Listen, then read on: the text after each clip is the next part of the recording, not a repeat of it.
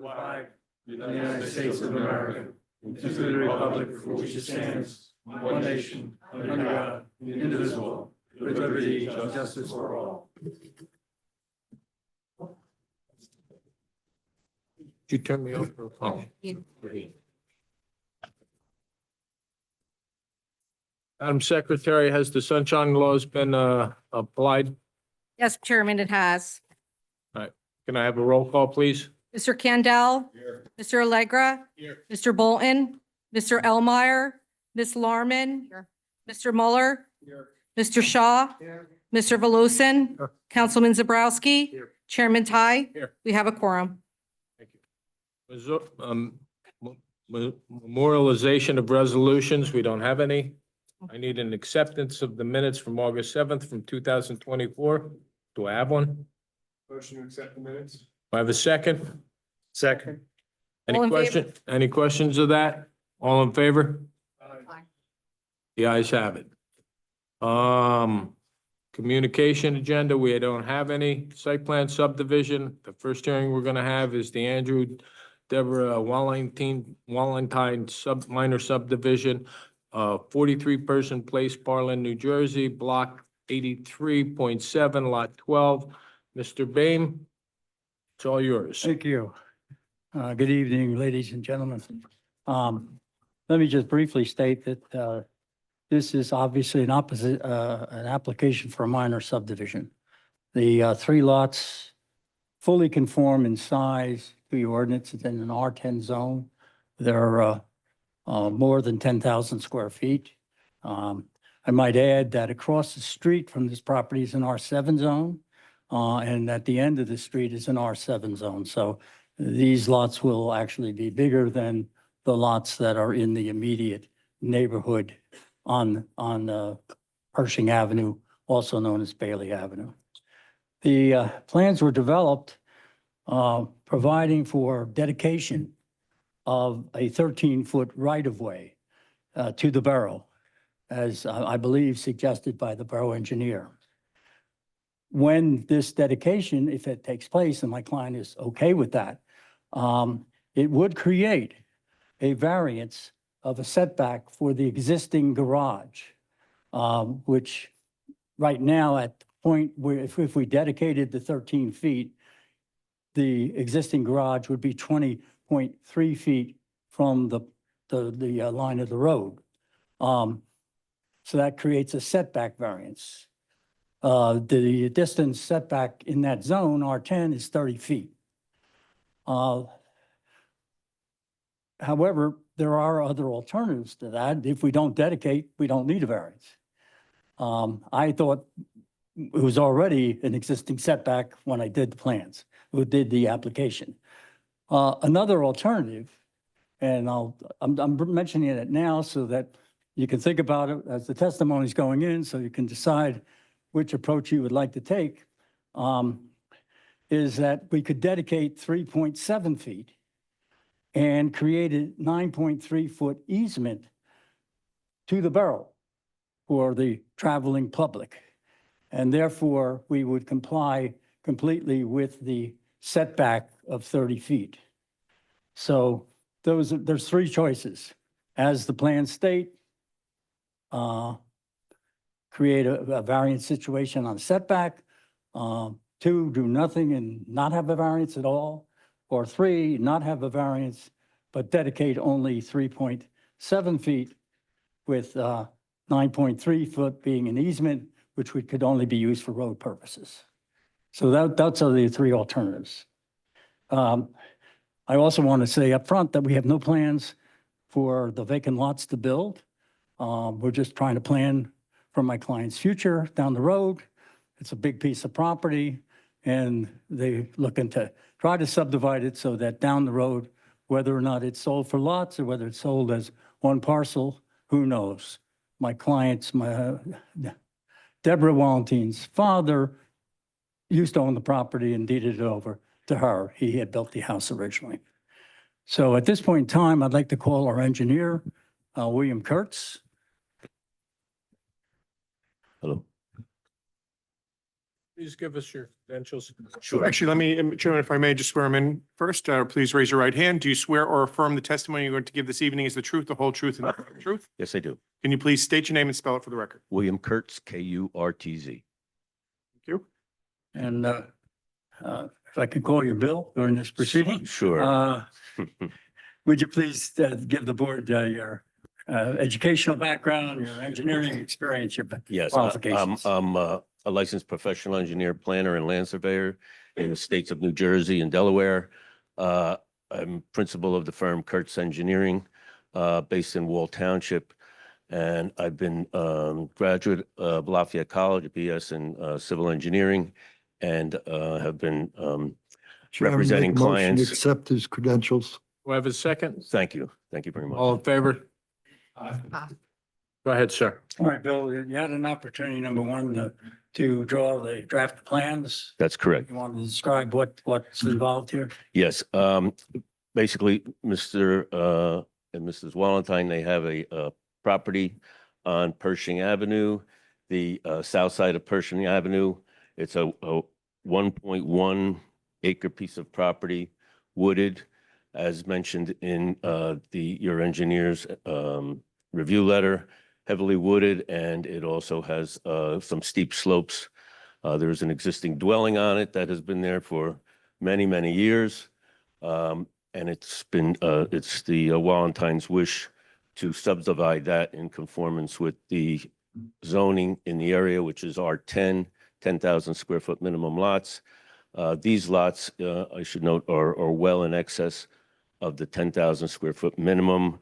Lot, which is called proposed 12.01, is 16,000 square feet. 12.02 is also approximately 16,000 square feet. And proposed 12.03 is 13,000 square feet. So they all exceed the requirements of the R10 zone. Frontages, setbacks, with the exception of the setback that's being created, or the variance that's being created due to the right-of-way dedication, it is free of any variances. The plan that you have on the board and that you're referring to, that's the one that has been submitted to the board? That's correct. I don't know whether you need to mark that one in evidence or the ones that you have. No, if that's exactly the same, what has been presented to the board in its submission, then we don't have to mark that It as is an the exhibit. exact same one. The record could say. Absolutely, Okay. absolutely. Okay. You had an opportunity to review the report of Jay Cornell of CME Associates? I have.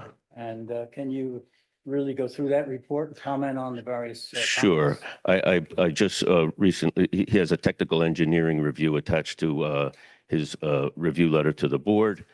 I call your attention to number one in that technical engineering review, that is what we were just speaking of with regard to the front setback that's been created as a result of the request for a right-of-way dedication. As Mr. Boehm indicated, there's ways to address that if that variance is an issue. But as it is right now, the plan is, as it's shown, there's a 20-foot front setback variance. He notes. Excuse me, there's a 10-foot setback variance. Oh, 10 foot, 20 Not foot 20 is, foot, yes, sorry. yes, I'm sorry. 20 foot is the I boat. apologize. He mentions in number two that we have not proposed any sidewalks along that road. And as he notes, majority of the streets in that area do not have sidewalks. There is curbing, Belgian block curbing along the frontage, entire frontage of this property. So that is in place already. However, no sidewalks are proposed, and we would seek a waiver if it's the pleasure of the board. There is an existing driveway not located 5 feet off the proposed property line, and that could be addressed if it's an issue. However, there's probably going to be some discussion as to access to lot 12.03, which if that was the case and there was a shared driveway access to both 12.03 and 12.02, I don't think that would be an issue to leave the driveway where it is. However, we could move that driveway to the 5 foot requirement if necessary. Number of bedrooms, as Mr. Boehm indicated, there's no plans to develop this property yet. But it would be incumbent upon the Wallentines or whoever was to develop the vacant lots to meet the requirements of RSIS with regard to providing the adequate amount of parking for bedrooms in the proposed dwellings. Chairman, if I might, the number of bedrooms in the existing house, can you just state that number and confirm that you have the required off-street parking for the existing? How many bedrooms? Yeah.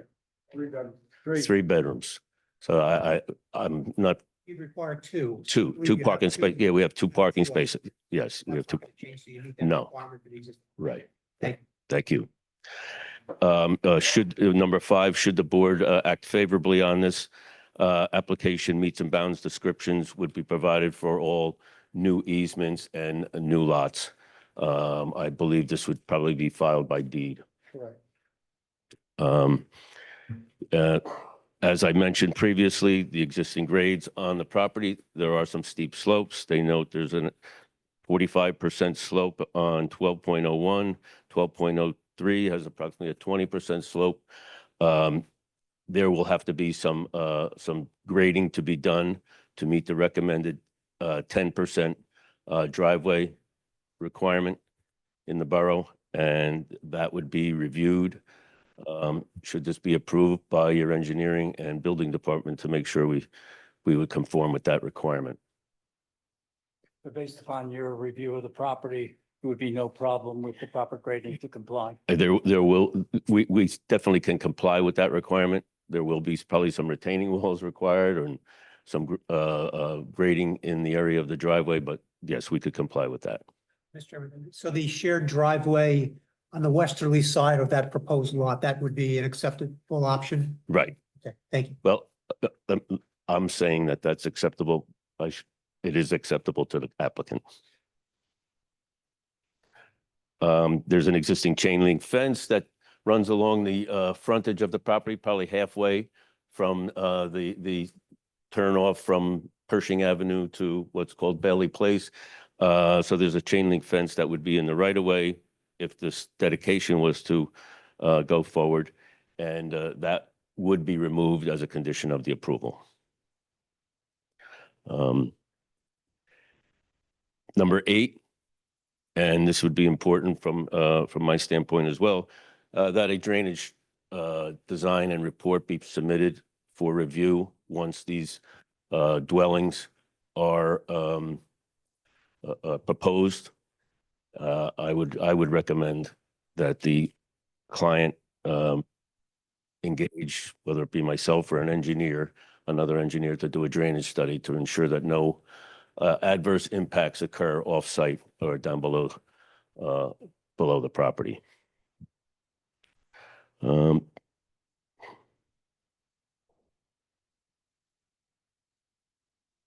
Number 9, as I just mentioned, soil erosion sediment control plan will be required, a tree preservation plan would be required, and a site grading plan would be required once the applicant decides what dwellings he would like to construct on these two new lots.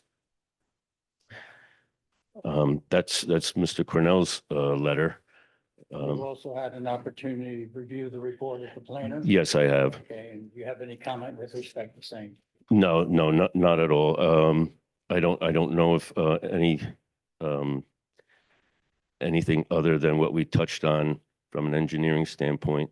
Obviously, I would commit that we could address his comments as a condition of any approval. All right, you have anything else you'd like to ask? No, sir. Okay. I have no further questions of this witness. Anybody on the board have any questions of the engineer? Mr. Chairman, if I might, just a comment on the front yard setback variance that's created by the right-of-way dedication. Your master plan calls for right-of-way dedication whenever you have a development that fronts on a road that doesn't meet your current right-of-way standards. This one does not. Actually, the adjacent property has the required right of way. And the far westerly side of this property has the required right of way. You have kind of a sliver of property in between that does not. So that's where the recommendation was, that we kind of connect together those 2 points, which created the need for a variance for a 20-foot setback as opposed to a 30. They could provide the 30 if required, but as was indicated, across the street is an R7 zone, which allows a 20-foot setback. So that's similar to what's permitted on the adjacent properties across the street. And the house has been there for years. You're trying to bring it in more into compliance with the right of way with that's required by your master plan. And with regard to the waiver for the sidewalk, as was indicated, majority of the area doesn't have sidewalk. Our office has no objection to that. And same thing with the 5-foot driveway waiver. More than likely, what's going to happen is that waiver is going to be combined with the adjacent driveway. So it's going to go away once you come up with a plan for developing lot 12.03. And then finally, with regard to the vacant properties, there are concerns with what's going to happen with those properties in the future. At the present time, there's no plans for development, but you have steep slopes that there's going to be concerns with grading. You have properties that are down below that are going to receive stormwater runoff when these lots are developed. So there's concerns with, so what we're requesting is that any action taken by this board require as a condition that there be a soil erosion plan, a grading plan, a drainage plan, a tree safe plan, all submitted before any permits are issued. That way, at least you're getting to see what's going to happen and make sure that nothing adverse is going to happen to the surrounding properties. If the chairman, I'd like to just call Andrew Wallentine to indicate as a property owner that he consents to all of those conditions. Andrew, you just want to be sworn in first? Yes. All right, raise your right hand. Do you swear or affirm the testimony you're going to give this evening is the truth, the whole truth, and nothing but the truth? Can you please just state and spell your name for the record? Yes, my name is Andrew Wallentine, spelled Wallentine. Okay. Thank you. Mr. Wallentine, Microphone. thank you. You heard the testimony of Mr. Kurtz? Yes, I am. Concerning his indication that agreement to all of the conditions as set forth in Mr. Cornell's letter and in the planner's letter, Mr. Fowler, okay. Do you, as the property owner, agree to those conditions? Absolutely do. And you further, you yourself have no plans to do any building on the property? Not at all, not at all, Okay, not at all. And I do agree with Mr. Cornell. okay. I have no problem with that. Thank you. I have no further questions. I don't know if the board has any. Oh, excuse me. Anybody have any questions of the owner? If not, we're good. Thank you very much. This is basically our case. I'll reserve the right to sum up at the completion of any hearing. At this point, I'd like to open this up to the public. We have a motion. Motion open up to the public. Second. All in favor? Any opposed? The ayes have it. Is there anybody in the public that would like to speak? Good evening, members of the board. My name is Robert McGowan. I am an attorney. I'm here representing Mr. Bailey, who is the neighbor at the end of Bailey Place. His primary concern is that there be no driveway closer to his house than the existing one. The recommendation that there be a shared driveway coming off the existing driveway would satisfy that concern and would make him feel that, you know, his property will not be disturbed as a result of this application. I'd just like that to be affirmed, that that will be the closest driveway to his property. Mr. Chairman, if I might clarify, in our report, we indicate that the driveway would be shared to the west of the existing utility pole, which is beyond the improvements of Mr. Bailey's driveway. So I would believe that would be sufficient, that if that condition, if it's to the west of the existing utility pole, I would think that would address Mr. Bailey's concern. Well, And that's how the report's written. So I just want to make sure. I appreciate that, Jay. What I want to clarify is that where the driveway exists now, is that going to be the entrance to the shared driveway of the two homes? Because there's also a fire hydrant there. So you have the telephone pole and another 8 feet to a fire hydrant, and then you have that driveway. So if that driveway serves as the common driveway into the two properties, that would be fine. And it would seem that with the slope and everything else, that would make sense, because in coming up to that driveway, and we have an engineer here who can testify to that, the slope of coming up to that, if it's too steep, you're not going to be able to see anybody coming in or out of Bernie's house. I just want to make it clear that you still need to have two off-street parking spaces for the existing house. That shared driveway can't impede on having those two spaces. So I think the intention is to have it as a shared driveway in that approximate location, but I don't want to say that where it is now, it may not be shifted, or it may be shifted a little to the east, so you can still keep spaces, but it's not encroach farther than the existing utility pole. Well, will it not, I think of more importance is it won't encroach further than the hydrant. So, Correct, if- yes. yes, okay. So if we could just have that confirmed, would appreciate that. We have no objection. All right, and Mr. Wallenstein, you would agree with that as well? Yes. All right, thank you. How, just a question on the parking, if I may ask Mr. Kurtz. The parking for the existing house, how much, you need two spaces? The two spaces are accomplished in what way? In the garage.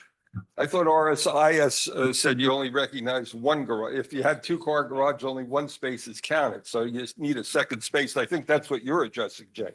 Yeah. Even though there is a garage, you want to make sure that you still have enough room to park cars outside of it Right. without encroaching to a common driveway to the adjacent lot. All right, so they would have to make some parking improvements on the existing house area in order to accommodate it. Is that correct? There is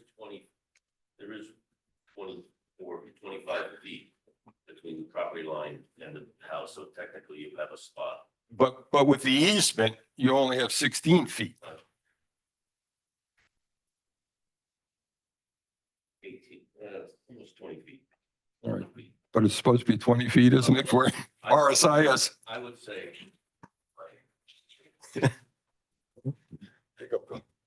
I would say we could certainly provide evidence that we have the ability to park one car on that driveway Without Or- approaching. without encroaching. Yes. Okay. Thank you. I think there may be some other people, I don't know. Anybody else from the public like to speak?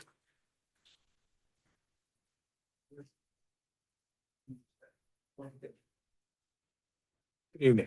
Good evening. Can you hear me okay? Yes, we can. Please state your name Daniel Taylor, and your address. resident of 9 Creamer Drive.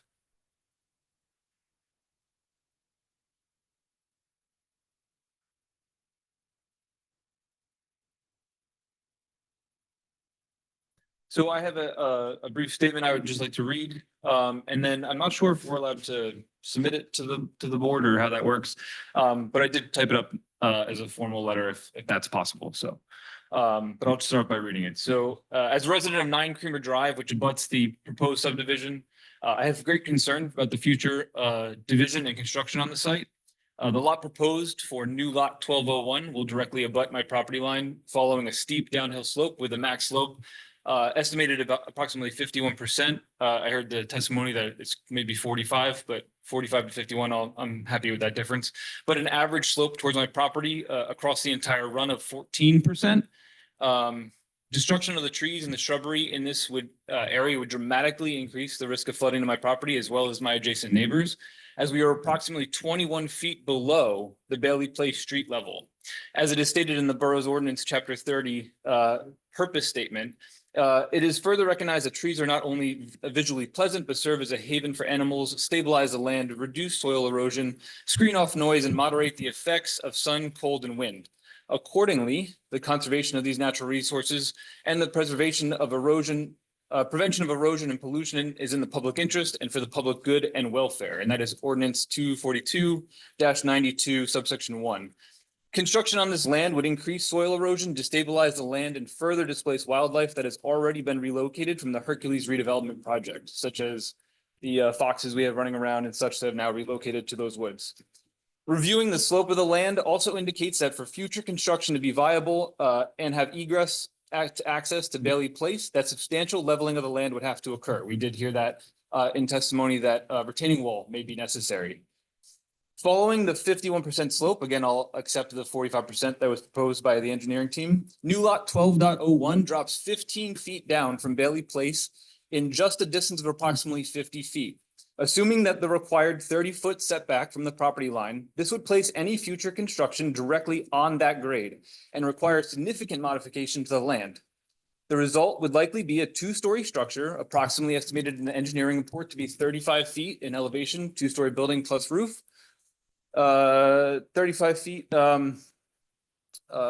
two-story building, 35 feet, being constructed on top of an approximate 7-foot elevated surface with an approximate 8-foot basement, meaning properties that abut lot 12.01 will have an approximate 15-foot wall of concrete with a 35-foot structure immediately behind theirs.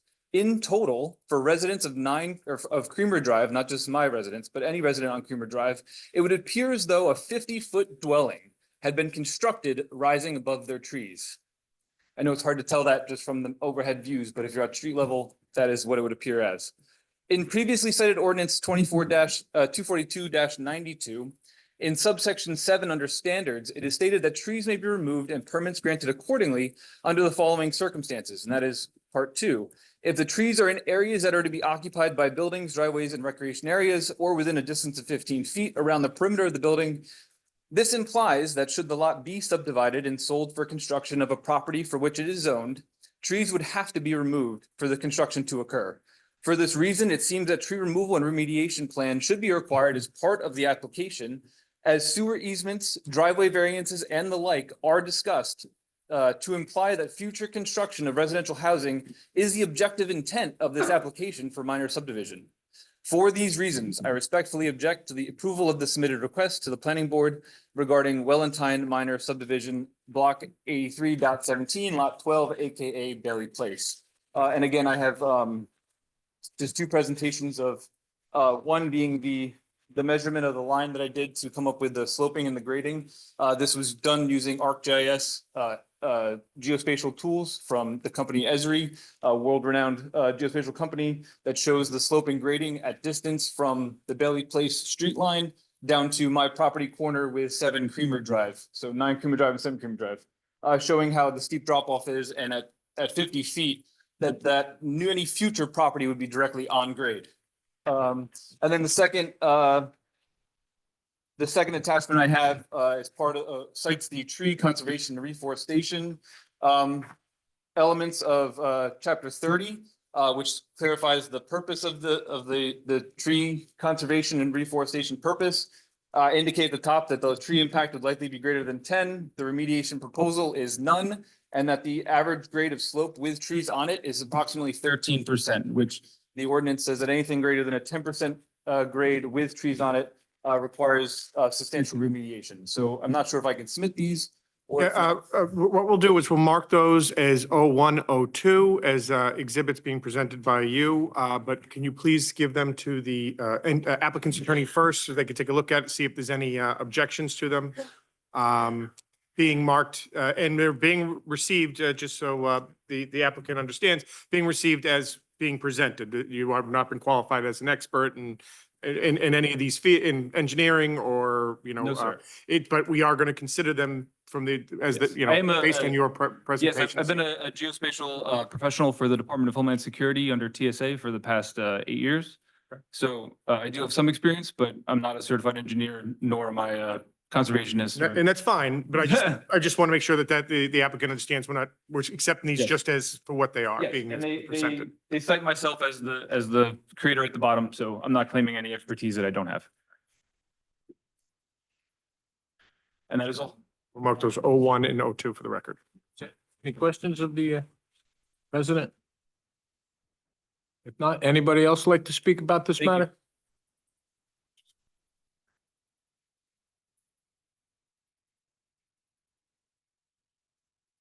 Evening. Hi, my name is John Vidic. My Where do you property live? is 3 Jensen Road, which is directly to the southwest of 12.01. And my concerns, I wholeheartedly concur with the concerns that were set forth by my neighbor, Mr. Taylor. Right, thank you. Anybody else?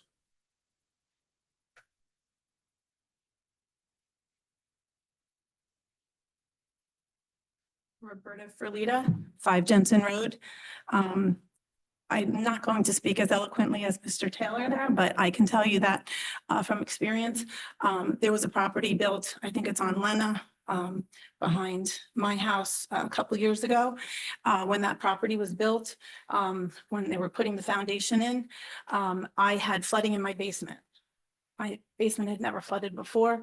I had a problem with this, and I'm very, very concerned about storm drainage and making sure that that's taken care of. When I read the reports, and I didn't have a ton of time to take a look at them, I don't feel like they're addressed with any kind of certainty that I'm going to feel comfortable that my house is not going to flood, at the sign of them ripping down trees and putting in foundations.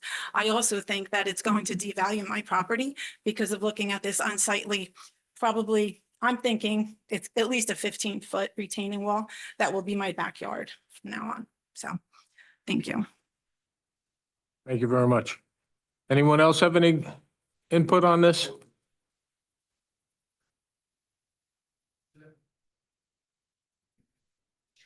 Go ahead. My name is Chet DiLorenzo with Midstate Engineering. I was hired by Mr. Bailey to speak. You gotta be sworn in. 1 second. Where's my note? Okay.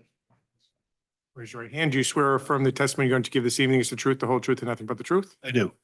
Okay, and we're going to need as you're testifying on behalf of the engineer, you're going to have to be qualified. I So, am. For the record, my name is Chester DiLorenzo, 82 Walnut Hill Lane, Freehold, New Jersey. I'm a professional engineer in the state of New Jersey, licensed 1983, professional planner 1984, professional land surveyor, licensed 1987. I've been practicing. I have a I was second. going to mention, I've testified here before, but thank you. Do I have a Anyway, second? I wanted to indicate that I've read Favor? Mr. Okay, go ahead. I'm sorry. That's all right. Go ahead. You're good. No, I've read Mr. Cornell's report and largely I agree with it. I think he brought up some good points, some of the same points I was going to bring up, so it made my testimony a lot shorter. However, I think there's a couple of things we need to talk about is that perhaps we should move forward with the drainage study and the tree location plan because there's an awful lot of forest on the property and I'm having difficulty in my mind's eye, and I'm not the design engineer, making 10% driveways work. Now, the applicant's the decision to make a combined driveway between lots 1203 and the existing dwelling takes away some of that problem, and that's great. But he's still going to have a problem with the 10% driveway on lot 1201. I think we need to see that so we can understand. When I say we, I mean you. I apologize. I think Jay needs to see that to understand it can work before he's ready to put his signature on it. The stormwater was spoken eloquently by the contiguous property owners. Lots 9, 10, 11 are going to have problems with stormwater on the east, 4, 5, and 6 on the west. We have severe slopes. And again, I'm not saying it's impossible. I'm saying it needs to be looked at before we get too far down the road. I didn't see any soil logs. I'd like to know what the permeability is of that soil because the reality is that the detention basins, or I'm using the term loosely, each lot's going to have its own recharge basin. We'll be relying upon the permeability to recapture the water and put it back into the groundwater surface. The other thing I want to point out, and it's really, I don't really have a problem with the roadway width or the right-of-way width with cars. It's not a big, it's a couple of feet short of what RSIS says, but it's close enough where I think it works. My biggest concern is that they're going to need some pretty big equipment to move that dirt. And the big equipment comes on a big lowboy. Last time I had a lowboy like that, it was 12 feet by itself. You get a wide track Caterpillar off of that lowboy, it's going to tear up a lot of road. I think we need to talk about, at least Jay needs to talk about, getting the construction equipment offloaded near lot 1201 where it can maneuver and get onto the property and then track around the back and do what they got to do. Because if you try to offload it by the other end of Bailey Place, you've got the curb, you've got the existing dwelling, you've got the pole, you've got the hydrant. You're going to make a mess just trying to get in there. And I think that's something that needs to be thought about in advance. Again, I'm not really opposed to the application, but I think it needs to have some kind of serious thought before we go ahead and take the next step. Again, that Jay, I'm pretty happy with your report. Thank you. Anybody have any questions of the engineer?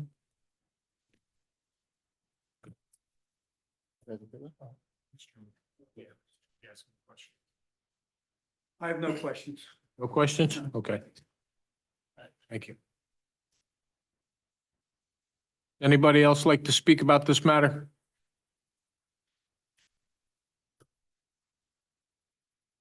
What's your pleasure? Make a motion to close public. All in favor? All right, from what I understand, we're just making 3 lots. Everything else that has to be done, that's been talked about, has to be done when somebody buys that lot and comes back and wants to make it conforming. So all the studies for the water, the drainage, the trees will be done at that time, and that'll protect everybody downstream of what's going on. Am I correct? Yes, that's correct. Okay. And even the engineer that just testified said he's not saying it's not possible, because I rely obviously for many years, Mr. Cornell has been the borough engineer, and I know he won't approve anything that's not appropriate. Mr. Chairman, if this were an application that proposed 2 new houses, we would be looking at this totally different than we are now. We'd be asking for those reports on tree removal, on drainage. We'd want to make sure that we had soil borings done to make sure the water is going to perk into the ground. Unfortunately, they're not proposing that. They want to create 3 lots, 2 potentially to be developed in the future.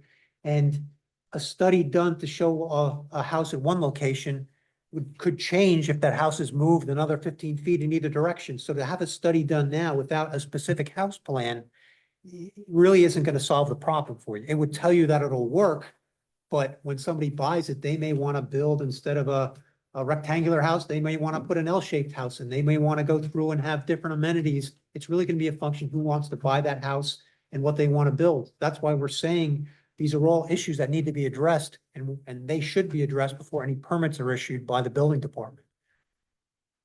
And I might add that if I were representing a buyer, I don't think I'd let them buy a closed title without going through all those reports or knowing what needs to be done, because that might affect the purchase price of the lot. Probably would. Through you to your clients, they don't have any difference that's all put on the deed of those new lots? Well, Under the condition they're willing to. Well, I assume your resolution would provide all those conditions. That's, Would. I think, the appropriate place to have that. Cameron, can we confirm there's no tree clearing associated with this permit for this, application? No, there's gonna be a ton of trees taken down. None with this application. Oh, not under this Correct, yeah. application. Mr. Right. Chairman, your house.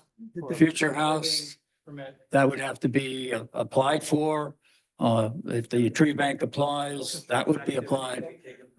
Physical improvements associated with this application call for, there's a fence in the right of way that's going to be dedicated to the borough, which is along Bailey Place or Pershing Avenue. That fence is going to come down. So what's there is going to be removed. The existing encroachment from lot 12.02 onto lot 12.03, the driveway currently encroaches. So that encroachment is going to be removed. And same thing on the opposite side, there's a section of sidewalk that encroaches on 12.01. So you're not taking trees down, you're eliminating encroachments to allow those lots not to have any encumbrances from lot 12.02 that currently exist. Before any houses are constructed, there'll have to be a plan that's submitted that shows the tree removal, that shows whatever contribution has to be made to the borough tree bank. That'll have to be made before any permits are issued. So it would all be covered once there's a specific development application for either of those 2 lots. So the chain link fence is coming down? The chain link, because it's a private, How about the hedges? private fence. Well, the hedges, I don't believe are gonna come down. The fence is a physical encroachment. That's why that was recommended to come down, as well as the driveway and the curbing areas adjacent to it. Jay, will there be a forum for the neighbors to address their concerns when that happens? There will not be, unless whoever wants to build a house, there's a 2-story or 2.5-story requirement, a 35-foot height requirement. If they want to exceed that, they would need a variance. So residents would have to be notified. There's a 30-foot front yard setback. If they want to build a house with 25 feet, they would need a variance. Residents within 200 feet would have an opportunity to comment. So as long as they build in conformance with the ordinance requirements, there would not be another public hearing. If somebody wants to build a house that doesn't meet those requirements in any aspect, needs a variance, they would appear before the zoning board, residents within 200 feet would have a chance to come and comment.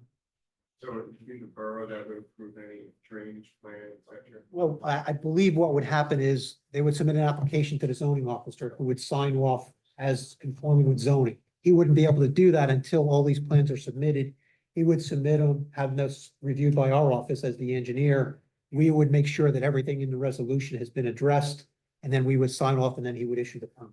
Would there be an opportunity to give these adjacent neighbors a chance to weigh in on that and kind of propose construction on these lots? If it doesn't come to a public hearing, that they have some way of. Typically not. But if approved in the resolution, I would make sure it's very clear that what the approvals are required. So it wouldn't slip through. It'd be very clear in the resolution that the board or borough engineer has to approve them, that the zoning officer won't mistakenly just sign off on it. It will set forth that these plans have to be submitted and approved by the board professionals. So while that, I will make sure that that's very clear there in the resolution, if the application is approved.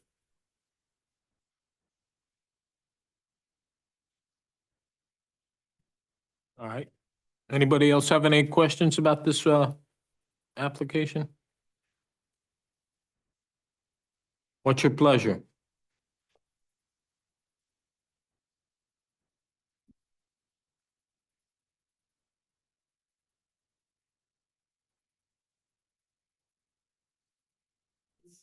It's tough. I want to just add commentary where it's not necessary, but I don't think there's anything in the application that's a, it meets all the requirements. Good for the people who live downstream, have woods as your backyards. I too was in a similar situation where the woods across the street from my house was crazy for 10 years. Until they're gone, now there's 3 houses. Had the opportunity to buy it, but chose not to. Right, it's always an option for people who don't want to stare at buildings. Maybe they can work out the purchase lots, but Jay, if this meets everything that's required to split the lot in 3 pieces. You have 3 conforming lots with the exception of that 20-foot variance that's being created by the right-of-way dedication, which is basically an existing condition that's being created by a dedication, which is requested by the borough. So they're not, no variances on the existing house.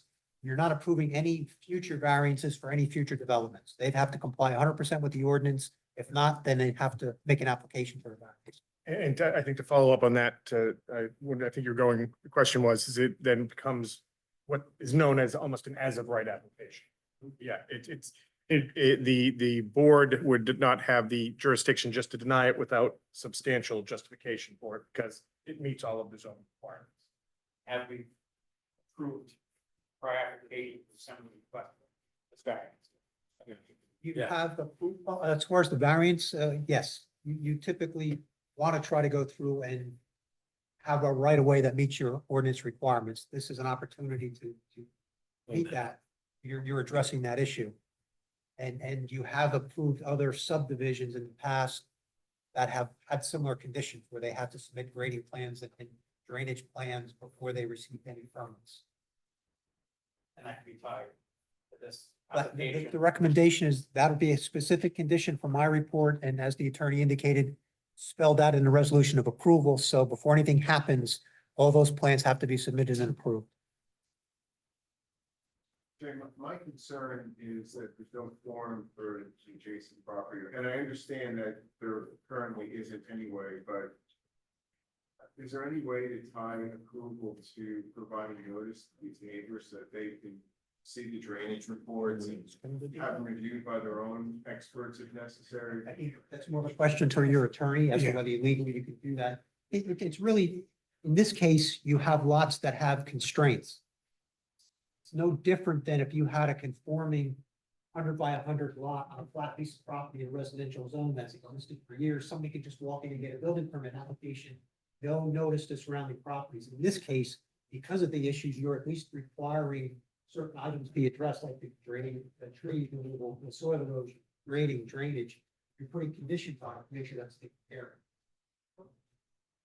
Yeah, I mean, my thought is too, on the notice, it's something that, you know, in theory, yes, it could be placed on it, but as Jay was saying, there's really no input at that point. It's not where there will be a public hearing, so they could be provided notice, but there still would be no area for them to actually provide comments and objections or not. It's still just an internal review. And the other concern I'd have is just enforcement of that, because, yeah, we can put it in the resolution, but we don't know, they might not get developed for 10, 15, 20 years from now, you know, to keep that, you know, it's just, it's a logistically, it might be difficult.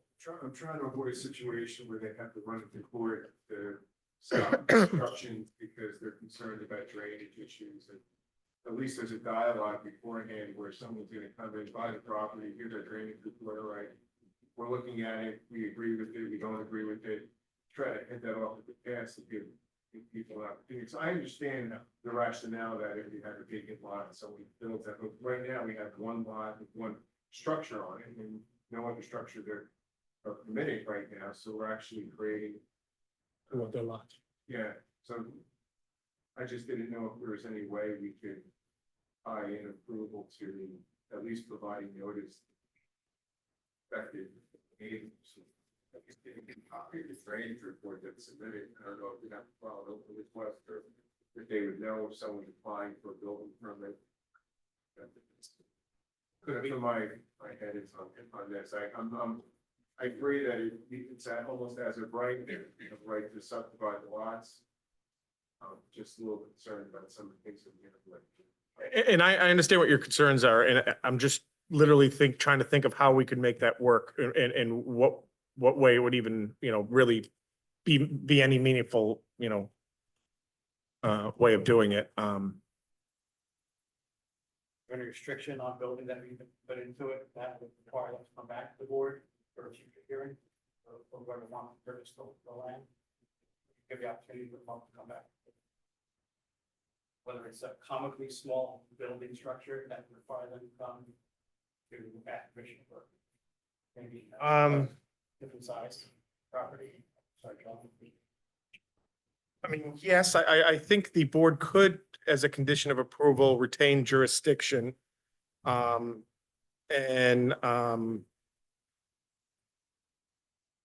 have the applicant would have to come back to the board for, you know, review of the submission of the updated or the drainage plans at that time. But the problem is, I'm not sure what the board would be granting at that point, because it wouldn't require site plan approval because it'd be a residential development. And if they were exceeding any of the variance or creating a variance condition at that time, they'd have to come back anyways and get variance approval and give notice at that. It's just, Could you not grant the variance for the 20-foot easement or whatever it was for the adjacent properties? Have it come back and give that variance in the future? See, that variance relates to the existing lot. There's nothing to do with the future development of either of the two new parcels. And if there's concern with that 20-foot variance, as was indicated, the applicant could dedicate less property and not need the variance. So you're actually not getting the right of way you would with current proposal if he did not go through and provide that dedication. If I might add, I'm aware of other properties in town where subdivisions have been granted with severe slopes. And they've been granted, period, with no conditions that would require anybody to come back. So I think there's precedent for this as well. Plus, we could totally conform. I don't know. Casper, if you could ask Mr. Wallenstein, if he sells that piece of property, would he be willing to notify the people within 200 feet of his property that it has been sold? So at least they have a heads up that it's being sold and that all the other things have to kick in? It's a public record, but do you have any objection to that? I have no, I don't plan on selling the lots. I'm just subdividing the property, but I'm not opposed to letting anybody. No. If I'm gonna decide. Yeah, we have no objection that we would notify those people that appeared here tonight that those lots have been sold. What we would Not just need, them people, like anybody within 200 feet of the property. Because well, there's that's a couple $100 expense. I suppose we could do that Oh. if it's certified and the property might change hands. So it would be the then owners at that time. The only thing I'm trying to do is Yeah. protect, I understand what Andy wants right. to do, and we're all from Saraville here. What I'm trying to do is we have a piece of property that isn't the most convenient thing to build on, and we have people that are down below it. And what I'd like them to do is be part of this process. Okay. So if, Oh. if, Fine, if you make that a condition, we'll get a property owner list at that time from the tax assessor. And we'll notify them by certified mail that the property has been sold. That's what I'm hearing. better? Yeah, better. Would it make sense if they're gonna apply for a building permit, they just have to give the notice? Actually, it could change hands a couple different times. It could trigger an event here. We don't want people to find out that this is happening. They're getting water in the basements and whatnot. I think, when they're. Oh, yeah. Mr. Chairman, just a question for you first, Beth, if you don't mind. Does the borough have the program, where you can sign on to the website and then you can go into the construction department and look to see if there's an active permit on a piece of property? I don't think so. Some towns do have that, where you can sign on, you could go into construction and you can put in the block and lot number. You can see if there's a permit on the property. But the other thing would be, Mr. Chairman, and Barry and to Mr. Cornell, if their lot is sold and they're going to be applying for a permit, there'd be a lot of survey work being done on the property for a plot plan preparation. So most likely, the residents would see surveyors on the property, working and know that something's Been to the. happening. And that would happen before the building permit application came in because they would have to have a plot plan. Right, they'd be doing a survey for the deed when they transfer title, right? You're gonna see the surveyors out for that. How are they gonna know it's Right, that? right. I don't think anybody's gonna see any surveyors walking around up there because the property is, it's pretty isolated and it's pretty rugged.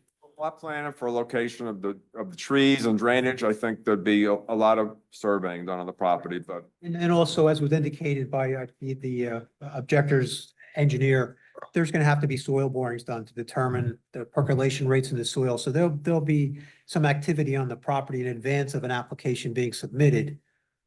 But that doesn't address the notice issue. People would probably see activity before someone comes in for a building permit, but they wouldn't necessarily be notified. So I'd like to change my thing where it's a building, where they put in a building request, not just sell the lot. When whoever owns the lot, they could sit on it for 10 years, but once they go for a permit to build something on there, that's when it triggers everything else. And that's when we want the people to be noticed. I'm sorry, the concern would be Mr. Wallenstein could sell this property to person A, who could sell it to person B, who could sell it to person 3, who makes the building permit application. Right. So when he makes the building application, that's when they have to contact everybody and say, hey, look, this is gonna move forward. I'm just afraid that that's gonna get lost over the time frame. I'm wondering if there's a way to put that in a deed, possibly a deed restriction that at that point. We can, and I think that makes more sense to what the concerns of the board is to be addressed, would be not what's being sold, because as was just stated, it could be sold multiple times and never be developed. At the time of the building a permit, that I think would be the more appropriate time to address this board's concern, to give the public the notice of that.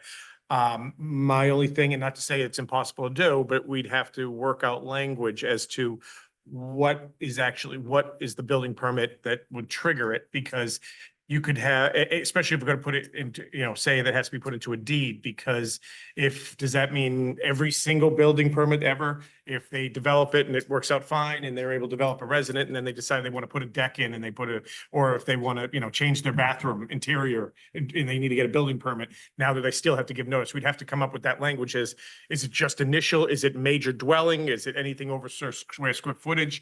We'd have to put some type of caveat on that to trigger it. Otherwise, wouldn't make sense. It would require notice on any type of building permit.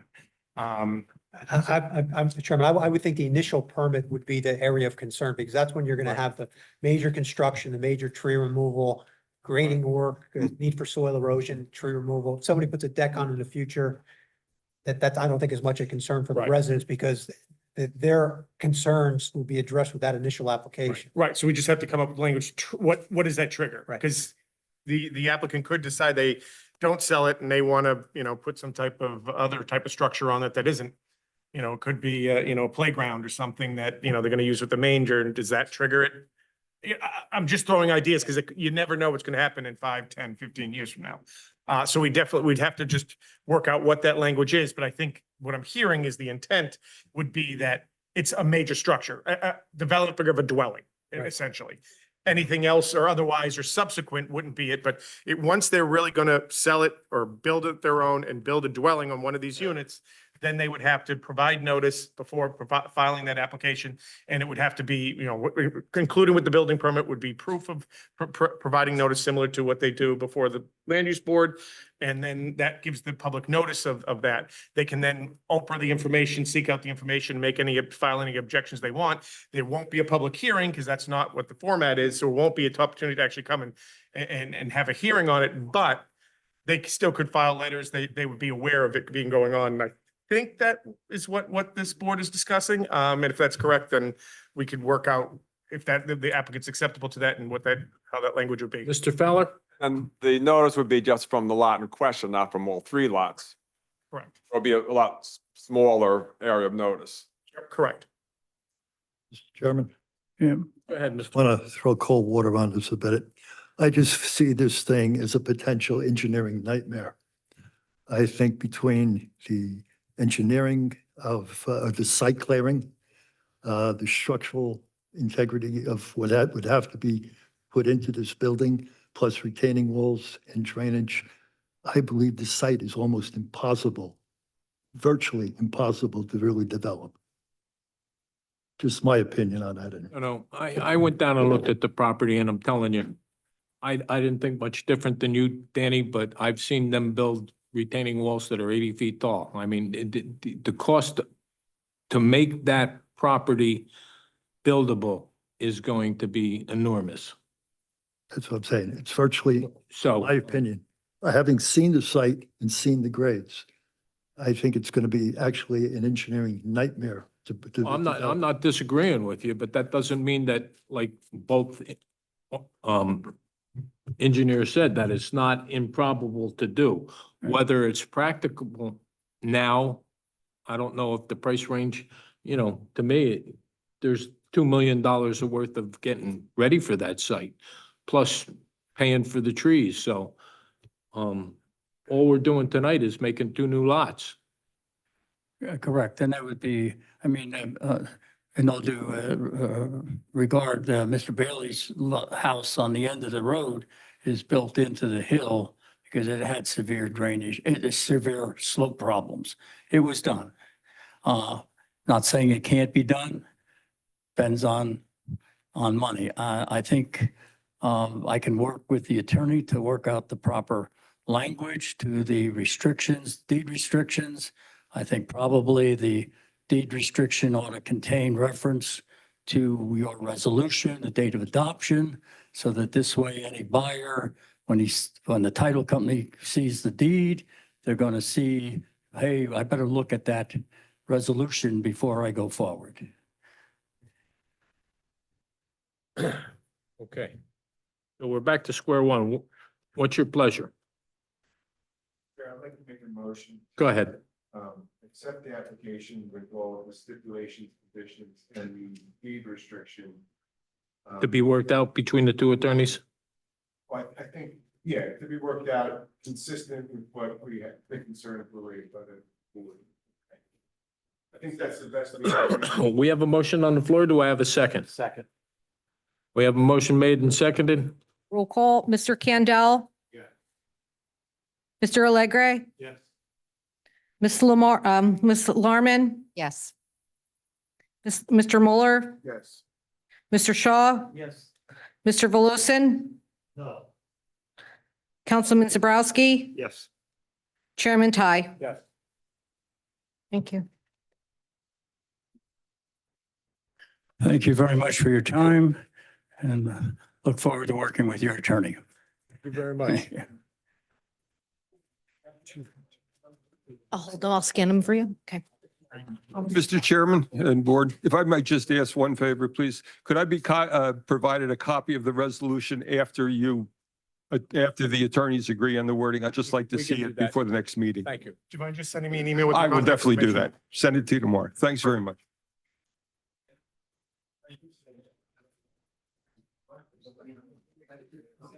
All right, next on the agenda, CPMD Journey Mill Road LLC, major preliminary and final site plan.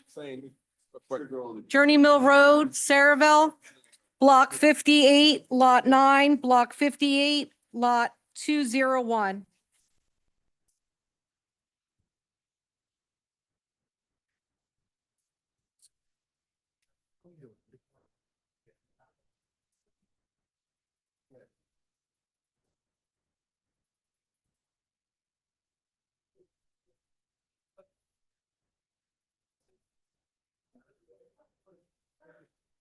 If we could please take it outside.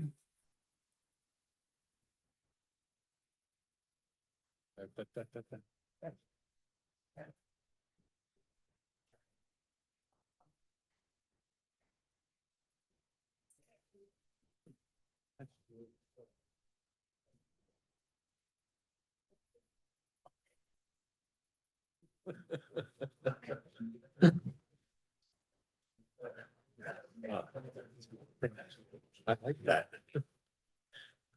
Mr. Smith?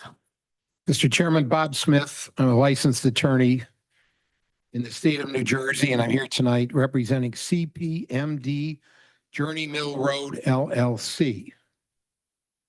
I've provided the jurisdictional documents to Board Secretary, and hopefully somebody can state for the record that you have jurisdiction. Yes, Mr. Chairman, I've reviewed the public notice and for the application this evening, and the board has jurisdiction to hear the application. Terrific. Thank you very much. Property that I'm here tonight to bring before you is Block 58, lots 2.01 and 9, and they are in what is called the Eco-Industrial Redevelopment Area, RA-EI zone or overlay on the site. Site is 46.5 acres. And the most interesting about the site is it's your property. It belongs to the borough of Saraville. We're here tonight for a preliminary and final major site plan in order to construct 2 cold storage warehouses, approximately 257,858 square feet, and a second one of 99,520 square feet respectively, with trailer storage and associated site improvements. The majority of this site is located in the former Saraville Municipal Landfill number 3. And the project before you tonight is proposing to clean it up, repurpose this site, put it on your tax rolls, provide new jobs, and also to assume the liability that's associated with a legacy municipal landfill. When we purchase it, it's ours, soup to nuts. We are not here tonight seeking variances, design waivers, because we've gone through the Saraville redevelopment process. And as a part of that process, there were literally years of negotiation about what the criteria should be on this site. And we ended up with a redevelopment plan. We designed the site according to that redevelopment plan. And earlier this year, we appeared before Sarah for what they call a consistency review to make sure that what was proposed was perfectly in line with the redevelopment plan. And I'm happy to inform you that we were successful before the Sarah board, and they voted unanimously that this is consistent with the redevelopment plan that was developed for the former landfill.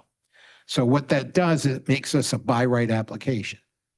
Everything that's in our plan before you tonight comports with the redevelopment plan that the redevelopment agency adopted. And that's proved by, again, the consistency review. Now, that being said, no variances, no deviations, nothing, but we do have some waivers we're requesting. And only a couple, and we will give you the reasons why they're appropriate. And we're asking, and that's the only relief we're seeking, that you consider the design waivers. So the 3 design waivers we're going to ask for tonight are sidewalks between parking areas and principal structures, along aisles and driveways where ever pedestrian traffic occurs. And by the way, we're going to absolutely work with your professionals to make sure we're going to put in as many sidewalks as we can. But that being said, it's good to have the waiver if it's needed. Number 2, the maximal allowable grade for landscaping. And the reason for that is there are going to be parts of the site which will be allowed to grow naturally. There'll be no reason to maintain them. So there's no concern about a mowing person flipping over on a grass cutter or whatever. And then finally, driveway width less than 30 feet. We're asking for 26 feet. This is a driveway that is cars only, and we'll provide a justification to you. So that's the 3 design waivers that we're seeking. For anybody who wants to find them ahead of time, in the CME review letter dated August the 21st, if you take a look at the 8th page, undated, we're asking for design waivers for items 7, 12, and 18 of the updated review. With regard to the planner's report dated August the 16th, we're again talking about one of the design waivers. The center drive is 26 feet, where 30 feet is the design standard. We're requesting, planner is requesting that we widen it to the extent possible and provide center line striping. We agree to provide the striping, but we want to keep the width as is, and we'll provide you with the justification why that's appropriate. And then on page 5, item 4 of the planner's report, planner is requesting shade trees on all parking islands. And we love trees, but there are some islands that are above the stormwater basin, and planting trees on top of them is not preferable from an engineering point of view. Again, we'll provide you with that justification. It's our plan to provide exhibits tonight, an aerial of the site, elevations for the project, overall site plan colorized, and a rendering of the building. It's my intention, Mr. Chairman, to call 5 witnesses. First one will be Mr. Jeff Bastow, who is the representative of CPMD Journey Mill Road LLC. Second witness is Dan Bush, our licensed professional engineer from Colliers Engineering, who prepared the site plan. Third witness is Corey Chase, our traffic expert. Fourth witness, Dave Mello, our architect, to tell you what the thing's going to look like. Then finally, Jim Kyle, our planner. Even though there's no variances, deviations requested, we just think it's kind of like the cherry on the sundae to hear why this is a great idea for the borough of Sayreville. So with that being said, Mr. Chairman, I'd ask to call my first witness so they can be sworn and give testimony. Go ahead. That's Mr. Jeff Bastow.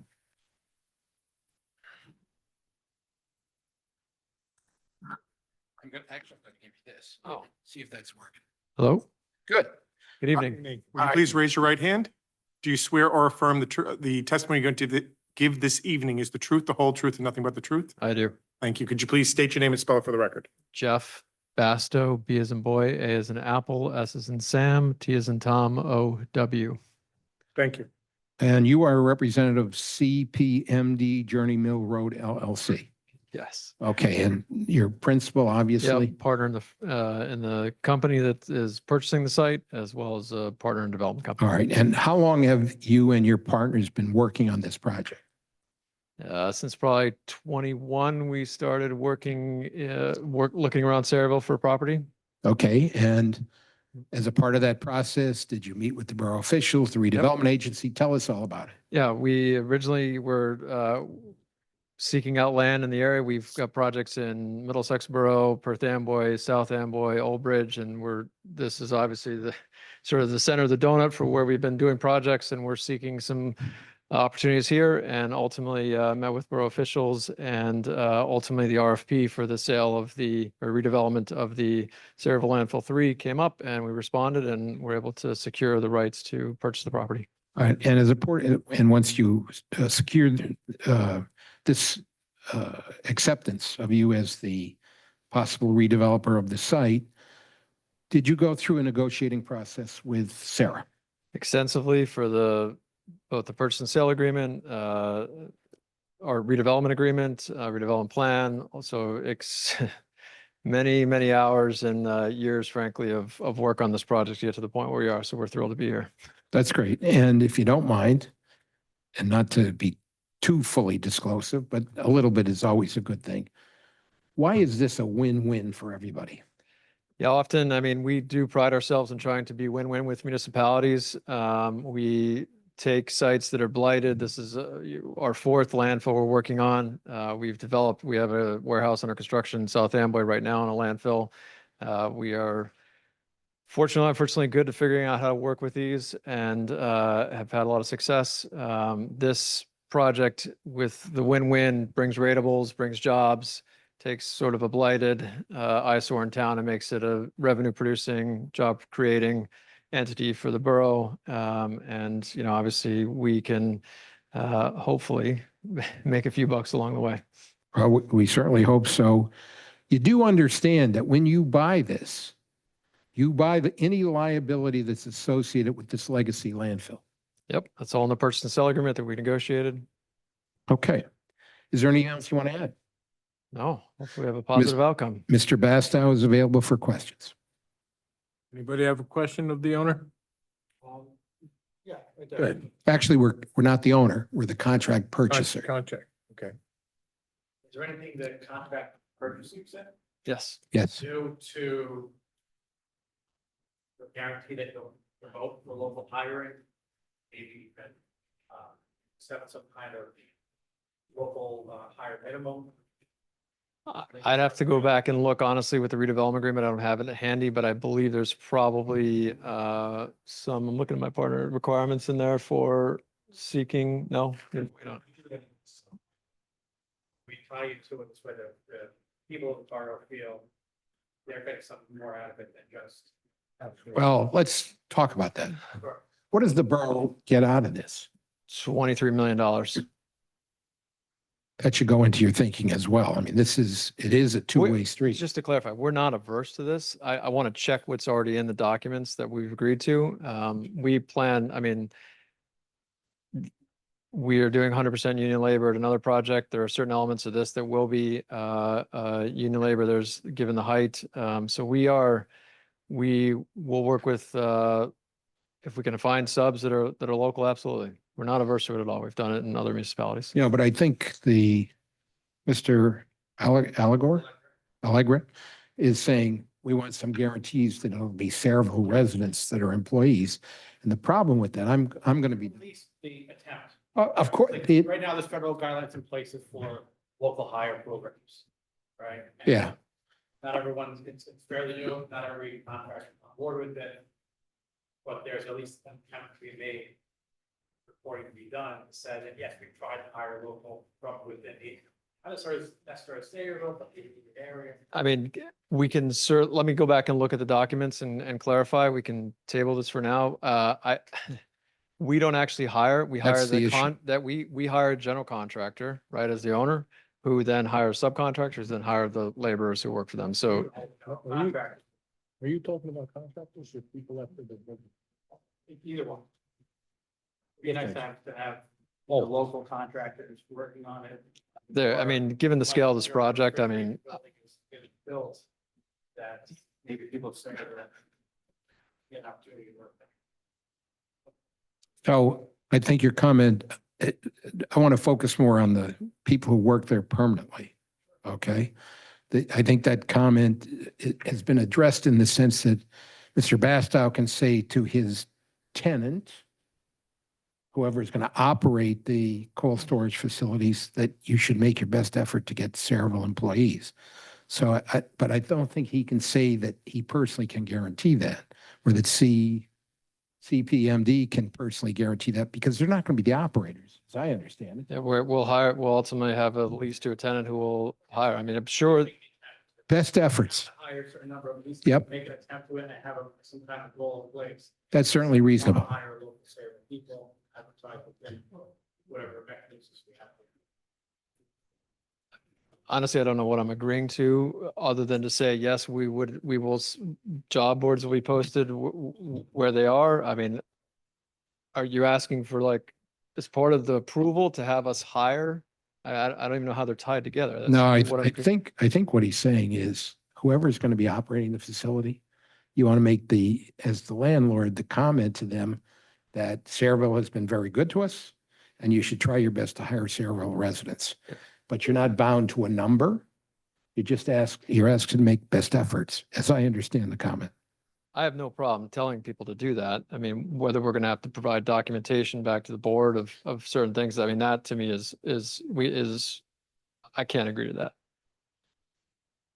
But you don't have a problem asking I have the no problem operator to asking, make but like, best to efforts be in to a, get to have Saraville a planning residents. board approval, this is, okay. Let's move. Any other questions for Mr. Bastow? Okay, let me get the microphone from you. I'd like to next call Dan Bush, our licensed professional engineer from Colliers Engineering, to be sworn so they can give testimony. You raise your right hand. Do you swear or affirm the testimony you're going to give this evening is the truth, the whole truth, and nothing but the truth? Can you please state your name and spell it for the record? So it's Dan Bush, B-U-S-C-H. Licensed professional engineer in the state of New Jersey. Senior principal with Colliers Engineering Design.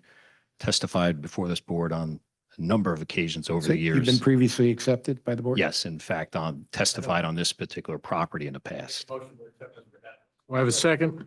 All in favor, aye. Thank Go you. ahead, sir. Thank you. Thank you, Mr. Chairman. Welcome back. Thank you. Good to see you. And just for the record, you, as the engineer on this project, were intimately involved with the design of the site, correct? That's correct. Okay. So how about we talk about what's there and what we're proposing to put on the location? I'm going to mark this. Yes, please. Okay, so this, just for purpose of description, this is an aerial exhibit of the existing site. How about marking it A1 in tonight's date?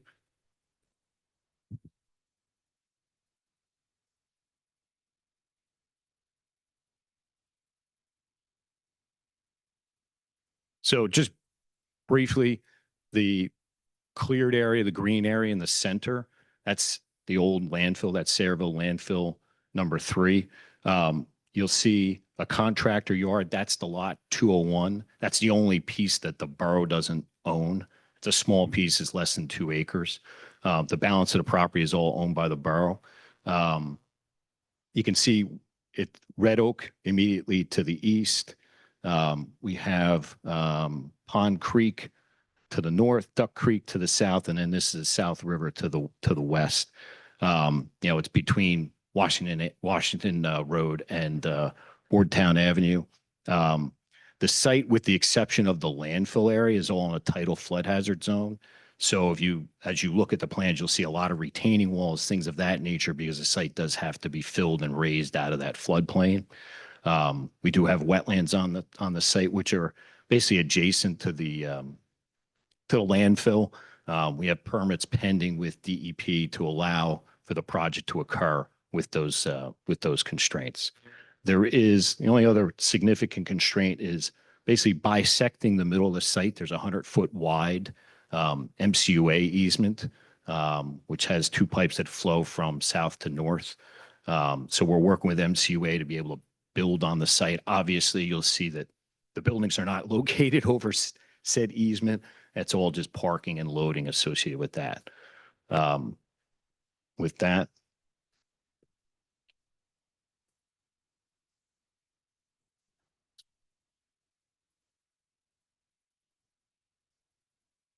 This is the colorized site plan? yep. So this is the colorized landscaping site plan overlaid on that same. Would you mark it as Arrow. A2 in tonight's tape? This will be A2. Yes, sir.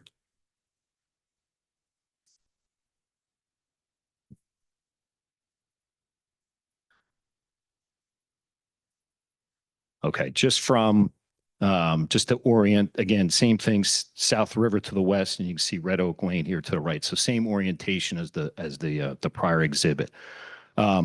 So we have 3 access points on Journey Mill Road. North end is a entrance only driveway for trucks.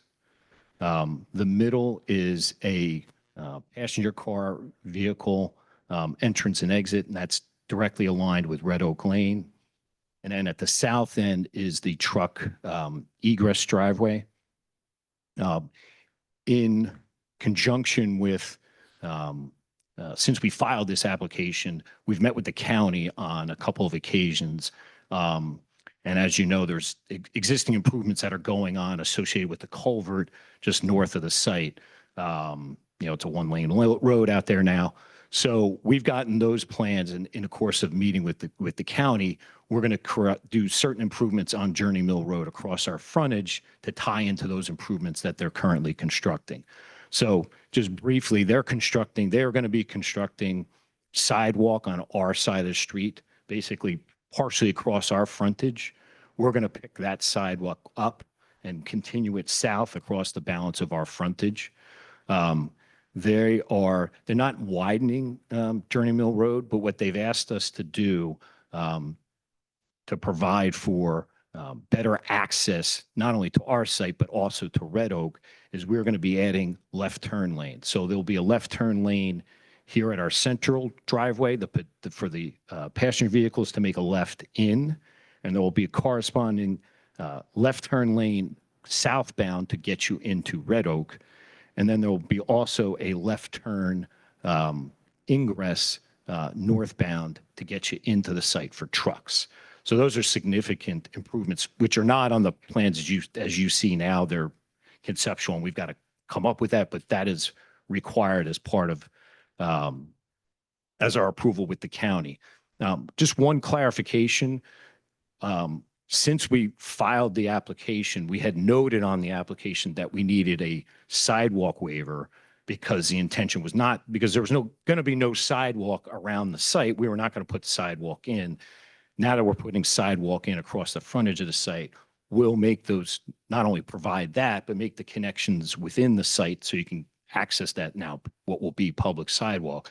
So that eliminates that one design waiver for the sidewalk. We think it eliminates it, but for the sake of safety, we want to ask for the design waiver.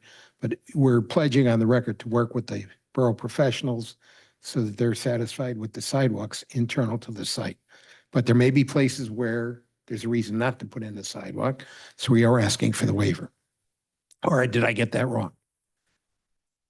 Mr. Chairman, I think that's accurate because your ordinance requires sidewalk adjacent to every parking place on both sides of an access aisle, and it's not really practical for this type of application. So I think they're going to require a waiver, but they're going to go through and put sidewalk in where they can, and now to connect it out to Journey Mill Road in order to meet the sidewalk to be done by the I county. think the point is we're going to meet this, maybe not the letter of the law, so to speak, but we're going to certainly meet the spirit of the law. And then just touching on this central driveway, because that is the subject of one of the other 2 design waivers. This driveway is, in fact, it's actually 24 feet wide. We intend to maintain that 24 feet, which is the design waiver where 30 is required, only because it's passenger vehicles only. There's 2 components of your planner's letter which speak to adding a center line stripe, which in fact got added to the exhibit, although it's not currently on the plans. And then also making some adjustments to the pavement and the curb line as you enter the site. And we're agreeable to make those two changes. That does not eliminate the waiver for the driveway width at 24 feet. We intend to keep that because it's passenger car only. We don't want to invite trucks to actually enter at this driveway because it is not set up to handle trucks whatsoever. Sure. Okay. Stormwater wise, we have, you can see them throughout the site. There's 5 bioretentions basins, 1 to the west, south, 2 in the front, and then 1 here on the south side of the building as well. Just briefly touching on the grading, because the site's in this flood hazard zone, and we've got to tie our grades into the landfill without disturbing the cap, because it is a lined landfill and we cannot disturb the cap. It does require us to raise the site significantly. And you'll note on the plan, you'll see some of these white lines on the exhibit on the north side, south side. They're harder to detect here on the west side, but there's a series of retaining walls around the site to be able to come close to the wetlands without disturbing them. But in addition to those retaining walls, there are other areas of the site, particularly on this north side, where to not disturb the wetlands and catch grade, we need to increase the slope from our normal 3-to-1 to the 2-to-1. But these are in areas that wouldn't be maintained on a regular basis. Certainly a 2-to-1 slope is perfectly safe. It's just a matter of, from a maintenance standpoint, you want 3-to-1. Where you're not doing maintenance, 2-to-1 is certainly acceptable. Right, which is the basis for the request for that waiver. Correct. And then the stormwater all conforms with state regs, the 7:8 requirements. You can see that the site's, landscape throughout. There is the one requirement with respect to the trees, shade trees over each parking island. And you'll note here on the south side of the phase 1 building that there's no trees in those two. And that's because there's an underground basin there.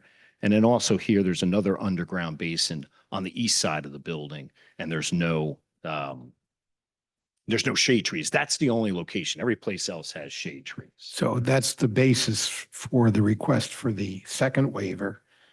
I believe.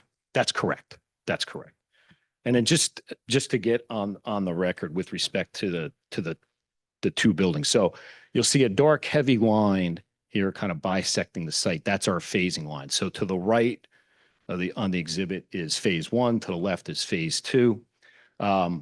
It's our intention that we can build phase 1 without needing to have necessarily all the permits in place to build the phase 2 building, because it's more complicated permitting in that it sits on top of the landfill. What we would do is stub utilities out to the west to provide for the opportunity, once at a later date, that we could then build the phase 2 building. So it is important to understand that this building would come first, and at a later stage, we would then be able to build the phase 2 building. Just for the record, this is the phase 1 building, the front building has 88 parking spaces, including 4 EV spaces. There's 30 loading bays at the back, and then we have 76 trailer storage spaces at the rear. And then the phase 2 building has 58 parking spaces. And again, those are located in the front, including 4 EVs, 26 loading bays at the rear, and then 40 trailer storage here, located here, and then on the south side as well. Let's see.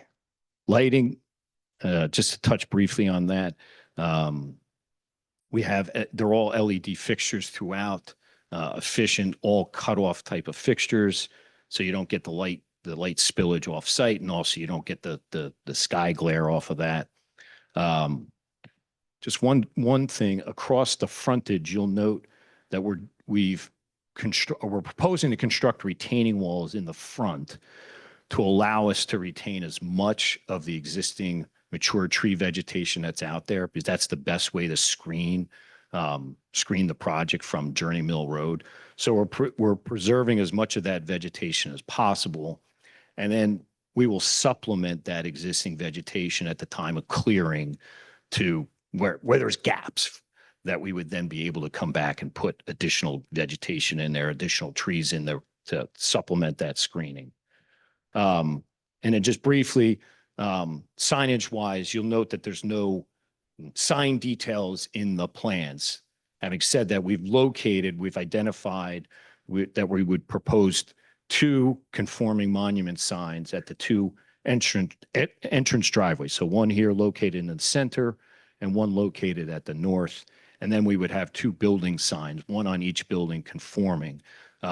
So when there was a tenant identified, we'd come in and we would get sign permits consistent with what the ordinance requires. So the plan right now is to conform to whatever the sign ordinance says. And obviously, if we need a different sign, we have to come back and get a variance for it. Correct? Correct. And just kind of touching on briefly the operation. So this would be a 24-hour operation. From an employee count standpoint, we're anticipating a maximum of 40 to 50 employees for the front building, and then 18 to 20 in the rear building. There was a comment of, the basis of the parking standard here for the cold storage building is based on experience with other similar cold storage type of facilities. So the concern is, how do you control and ensure that we're not going to have a parking issue? And what we would do is we would advise the tenant as to that maximum employee count, so that we would not run afoul of not having enough vehicle parking. All the loading would be at the rear, as you can see here, on the west side of Phase 1 building and on the west side of the Phase 2 building. All the refuse and recycling is inside the building, and then it would come to compactors and then be carted away by a private carter. Let's see, I think I've touched on all 3 of the design waivers. If we want to go through the letters briefly. Well, let me ask if that's appropriate, Mr. Chairman, that we go through the CME report, maybe the planner's report. Planners report first, and then Which one first? planners report, and or the engineer, you could, either one, the engineers Oh, all right, first, then let us- and then the planners. All right, let us That's do fine. this. The CME report dated August the 21st, 2024. Have you had an opportunity to review it? Yes, I have. All right, so before, I'm going to just ask you to because I think there's some points in the planner's report or in the engineer's report that should be re-emphasized, actually 1,000 times. I'd direct the board's attention to page 3 at the top. It says the plan satisfies all bulk requirements. Do we agree with that? Yes. All right, down the bottom, it says the plan satisfies all parking requirements. Do we agree with that? Yes. All right, on page 4 at the bottom, it says the plan satisfies the off-street loading requirements. Do we agree with that comment? Yes. All right, and then on page 5, the bottom third of the page, the landscaping and basing design requirements listed in the redevelopment plan have been satisfied. Do we agree with that? Yes. At the very bottom of the page, the plan satisfies the requirements of the redevelopment plan. Do we agree with that? Yes. And as a matter of fact, Sarah agreed with it when we reported. That's correct. Consistent. We wouldn't be here tonight if that Right. wasn't the case. Take a look at page 6, 1/3 from the bottom. The building requirements appear to be consistent with the redevelopment plan. Do we agree with that? Yes. All right. The second from the bottom paragraph, the redeveloper is responsible to maintain the landfill in compliance with all environmental laws. Do we agree with that? Statement of fact. Yep. Okay. And that was the body of the CME report. And then the CME report listed a whole bunch of particular comments as an attachment. And we'd like to go to that at this point. One With regard to section A, there's a list of possible permits that may be needed, and we agree to get any permits Of course, if needed. of course. Yep, yes. Okay. I think, I've had an opportunity to review the letter and speak with Mr. Cornell. There's nothing in his letter that we cannot agree to. Okay. So I think we've made the comment about signage. With regard to, we pointed out that there were 3 waiver requested. If you take a look at on page 2 of the CME attachment, item 7, they have the comment about the borough ordinance sidewalk should be provided between parking areas. I think that was covered in your testimony and also responded to by Mr. Cornell, which is, we're still asking for the waiver, but I think what Mr. Cornell said was that there are appropriate modifications that may be required. All right, that the ordinance may be a little too inflexible. So we're asking for the waiver, but we agree to comply with the. It's a lesser waiver than we had originally requested because there will be sidewalk across the site frontage, and we're certainly meeting the spirit of the requirement. On page. Sidewalk is internal, that you're not gonna. Yes. I'm sorry. Internally. Internal sidewalks. Right. With regard to item 12 on page 2, which we indicated was another waiver, that is the maximum allowable grade for landscaping is 3-to-1 slope, and we have 2-to-1. And you explained the reason why, but just repeat it if you wouldn't mind. Sure. It's in some areas just to be able to, because the site is in such amount of fill, to be able to catch grade before we are into wetlands or wetland buffers. Okay. And item 18, in accordance with the borough ordinance, driveways for non-residential uses would be a minimum of 30 feet in width. The proposed center site driveway does not comply with this requirement. The applicant is requesting a waiver. And that was the question about the 30-foot width versus 26. 24, 24. just so I want to get the Yeah. record straight. It is 24 feet. And wide. why is 24 feet appropriate? Because this is for passenger vehicles only. This is not for, No this is trucks. not for trucks, correct? Okay. And I think those were the issues that we wanted to address in the CME. Other than that, we're pretty confident that we can comply with everything that CME is requesting, correct? Absolutely, yes. Mr. Chairman, I did speak with Mr. Bush, and majority of the other items are technical in nature. They don't really warrant discussion by the board. He's agreed to comply with those in future plans and submittals. All right, and if that's satisfactory to the board, we'll go to Mr. Fowler's report. Here you go. Dated August 16th, 2024. Have you had the opportunity to review that? Yes, I have. And I had an opportunity to discuss a handful of these comments with Mr. Fowler earlier today. Okay, and in general, we can agree to everything, yes? Correct. Just for clarification. Yep. On page 4, that's where we speak to the driveway, and there's Item 2. Item 2, thank you. And there was 3 components of that. It was the widening of the driveway, which we're going to stay with the 24 feet, but there was 2 other good suggestions related to changing some of the geometry and adding some striping that we're agreeable to. That makes quite frankly makes sense.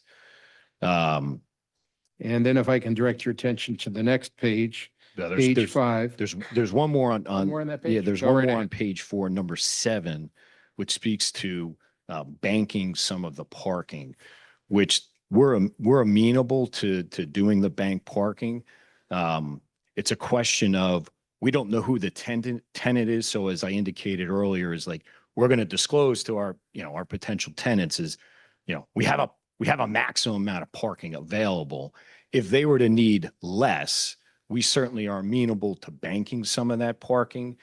It would be something, as I would see it, that would be subject of review and approval of your professionals at the time that a tenant was selected. In other words, we would have to prove that, yes, we can afford to say bank 20 spaces or something along those lines. That would be the intent.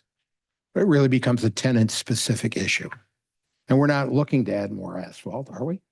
No, I No. mean, if we could bank it, we're happy to do so. All right, I direct your attention to page 5, item number 4, which is shade trees should be provided at all landscape islands within the parking fields. We've talked about it a little bit during the presentation, but what's the issue? So those are on the east side of the building one and on the south side of building one where we have two separate underground detention basins and we can't place shade trees over the top of those. That's what that is about. That's what I was speaking in my And direct. being Captain Obvious, the reason for that is you're worried about the roots of the trees damaging the underground Absolutely. detention, correct? Correct.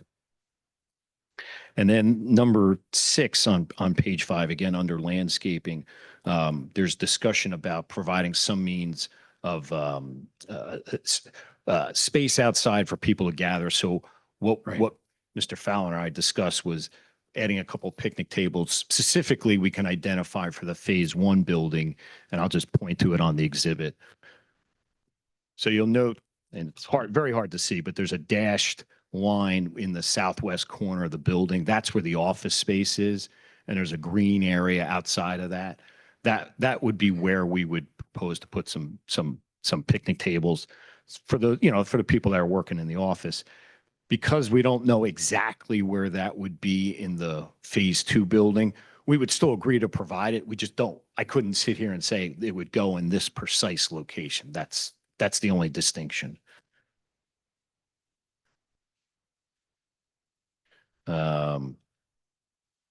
And then the only other one, just speaking to number 7, was because these are LED fixtures that are the full cutoff. We don't need to have the outside shields. That was the only other one.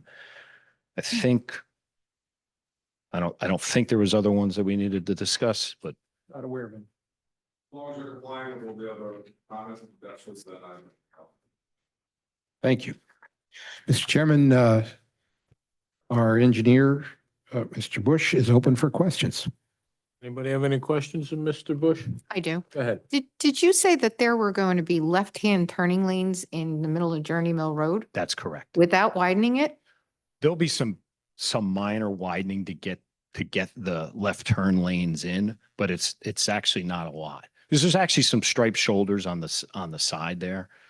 So we've got a concept plan. There may be some minor widening on the east side to be able to get it And the in. trucks will be using those left-hand turning lanes Correct. as well?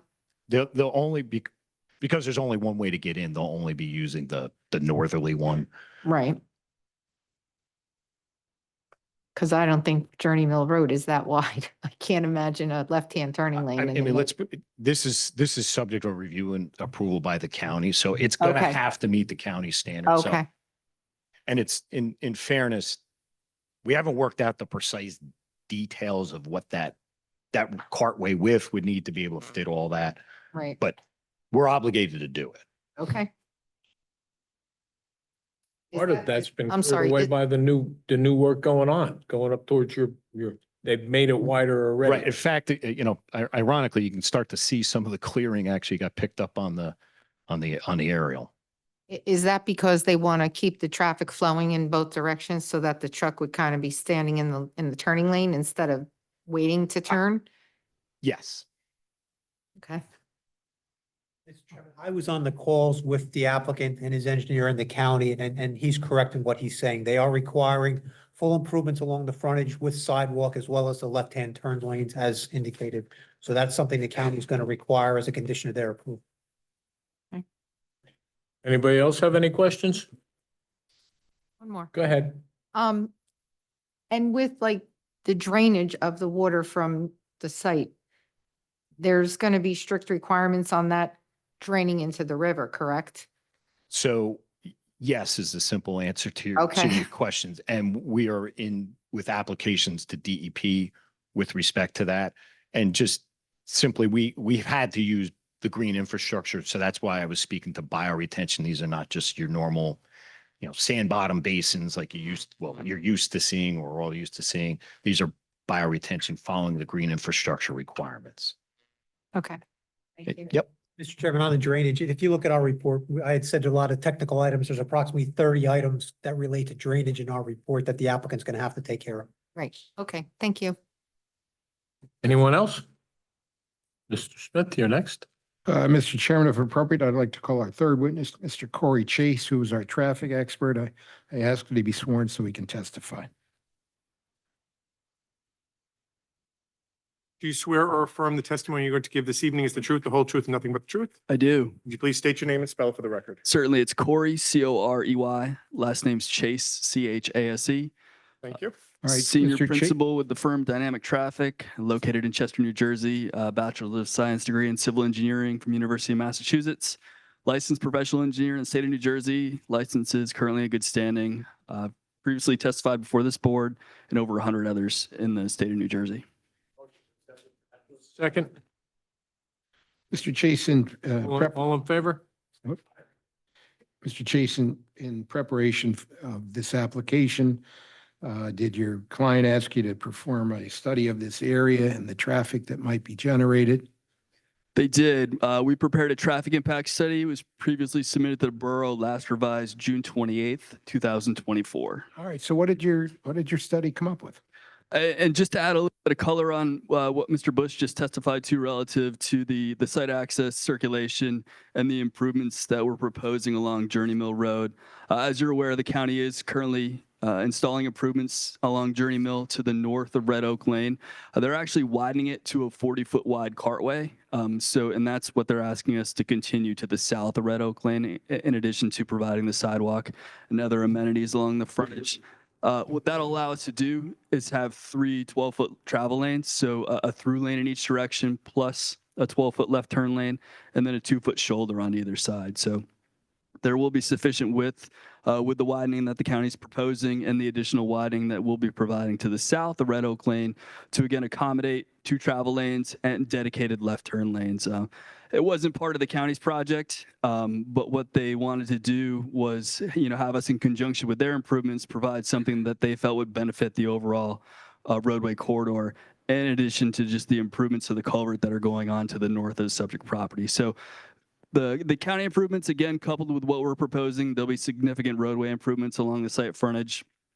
It'll provide improved site access and circulation.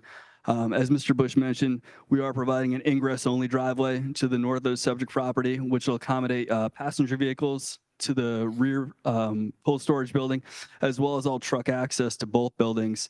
A centralized access point, which will just be for employees only for the eastern cold storage building.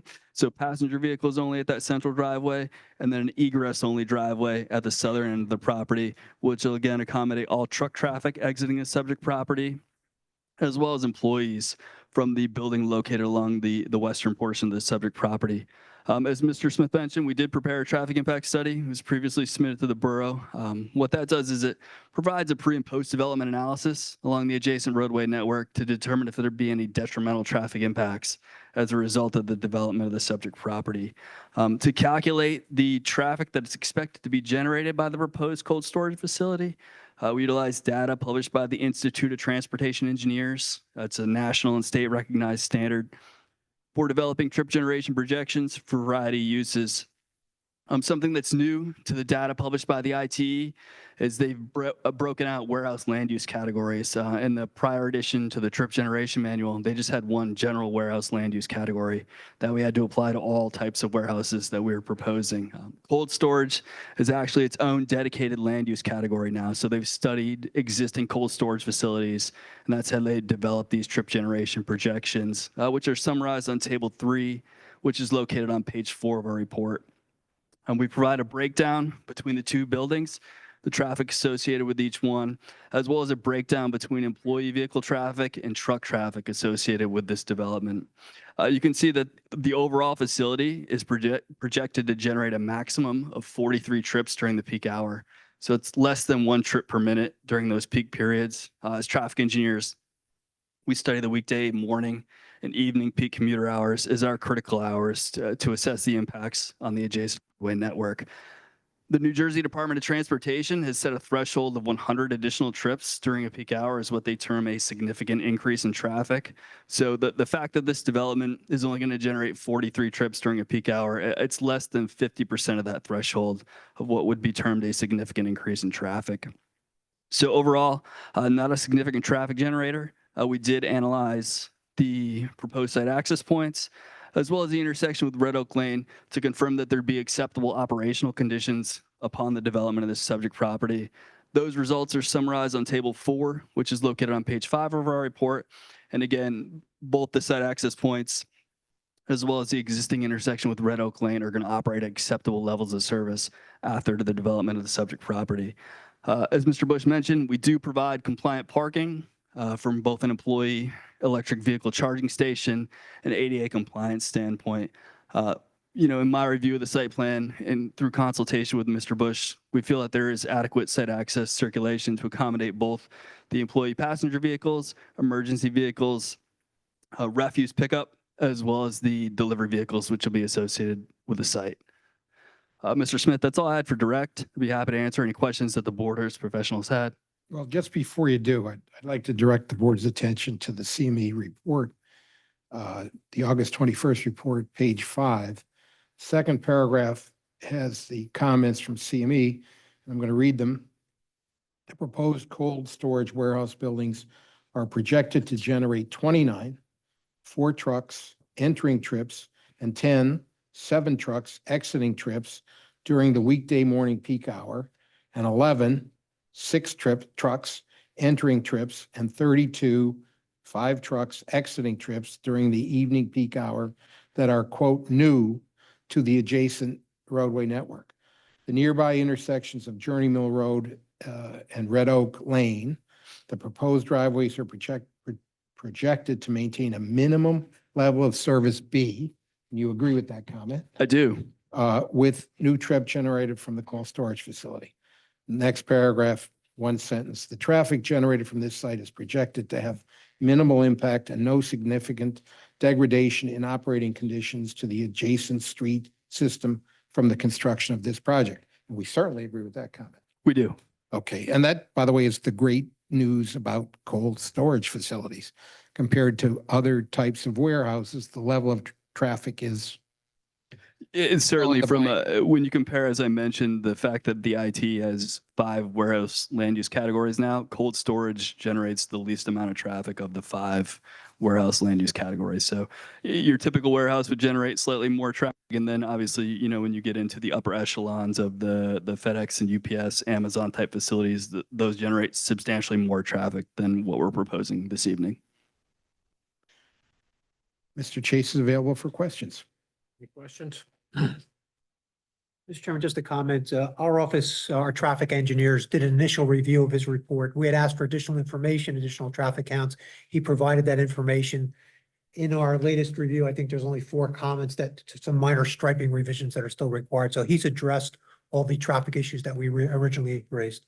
And you're, as was indicated by Mr. Bush, we're amenable to addressing those remaining comments on the striping and the signage on site. Any other questions? All right, if appropriate, Mr. Chairman, I'd like to call our 4th witness, Mr. Dave Mello, our architect. I'd ask him to be sworn so that we can take testimony. Do you swear or affirm the testimony you're going to give this evening is the truth, the whole truth, and nothing but the truth? I do. Please state your name and spell it for the record. My name's David Mello, M-E-L-O. Mr. Mello, for the record, by whom are you employed and in what capacity? I am the principal and head architect at RKB Architects out of Braintree, Massachusetts. Okay, and you are a licensed architect in the Yes. state of New Jersey? I am licensed in the state of New Jersey, in addition to approximately 18 other states in the United States. Okay, and have you testified before other land use boards in our state? Yes, I have done multiple projects in the last couple of years in the state of New Jersey, Newark, Elizabeth Linden, Woodbridge, Kearney, Sunnymead, in the last 5 years for similar type projects. I'd ask that he be accepted as an expert in his field. Do I have a second? All in favor? Aye. The ayes have it. Go ahead. Okay, Mr. Mello, in a nutshell, what is it going to look like? So in a nutshell, as recently mentioned, this is a single story, 257,000. Would you mark that as A3? And this is the elevations of the building? So what And you tonight's date? what you see there is a perspective rendering of the proposed building from the street, from the access road that's being proposed. What you're seeing right now is the backside of the freezer building. The building basically has 2 heights to it. It's 75-foot tall freezer from average grade to the peak of the freezer, which you're looking at the backside. And then there is a smaller story, approximately 36-foot tall on the west side, which includes loading dock, office, and mechanical areas for the project. By design, what you're looking at there is pretty much what you're going to be looking at. These buildings typically do not get any mechanical equipment on the roof, especially of the freezer due to their access. But we are designing the building to be provided for future solar. We're increasing roof loads, all the electrical requirements that are required day one to take on the future solar loads up on the roof. Also by design, we purposely put all the refrigerant equipment, all the loud stuff that you typically hear for these freezer buildings inside the loading dock. We purposely provide mezzanines for electrical service, all the refrigerant equipment. All of that is located internally. The only thing that you will see on the roof, and it'll be on the lower roof, will be whatever rooftop equipment, exhaust fans, things like that, that you might see that might serve the office conditioned area. So you will not see, so, and basically what you're looking at there for the freezer building, it's going to be an architectural metal panel in the lighter colors. You're looking at white and gray. The smaller story building will be load-bearing concrete wall panels that you typically see in a loading dock area that'll be painted. The interior of the loading dock is also going to be refrigerated due to the nature of the product being moved and maintaining cold chain. And the interior of the loading dock also gets lined with a similar type architectural panel. I think as previously mentioned, you know, trash and things like that are all taken internally. There's no external trash. It will be either taken care of inside the loading dock and then fed into the compactors. Not sure what else. So, well, I'd like you to try and sell, are we doing anything for the environment or for energy Yes, efficiency? good point. Yeah, so these buildings by design, due to the temperatures that are required in the buildings, we over insulate the walls and the roofs of these buildings. They greatly exceed the minimum code standards from the energy code in the state of New Jersey. So that's something that we're taking into play. We're also making the building solar ready for the future solar. The floors in the freezer also get heated with a glycol system. We have to heat the floor so they don't heave.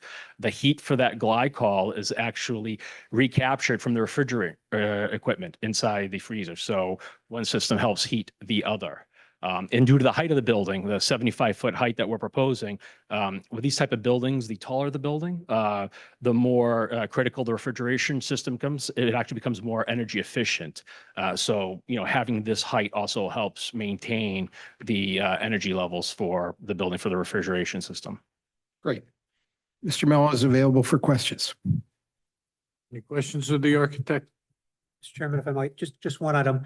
There weren't detailed plans submitted for the second building. Will that be similar in appearance to the? Yeah, the intent, because of the nature of these buildings, because it's going to be a cold storage building, it's going to be an insulated metal panel, insulated panel freezer or cooler, whatever temperature they decide to do. And the loading dock areas will most likely be very similar architecture, concrete panel painted to, you know, similar colors as we are proposed.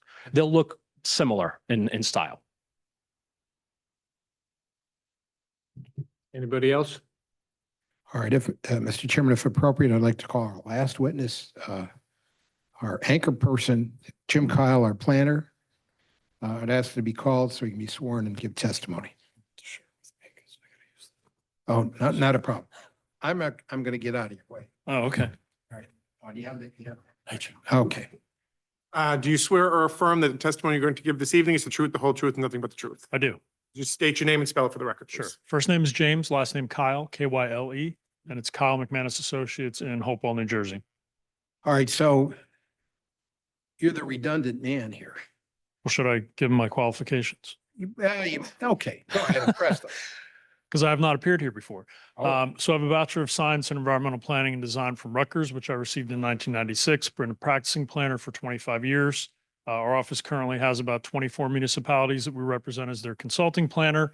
I've also appeared before 250 boards in the state, qualified as an expert in planning. Also 3 vicinages of Superior Court in New Jersey, licensed by the state as a professional planner, also AICP certified. So while you look very young, you got a lot of miles on. I do. I'd ask you to be accepted as a licensed professional planner. All in favor? Go ahead. Thank you. Let me set the stage for you if I can. Sure.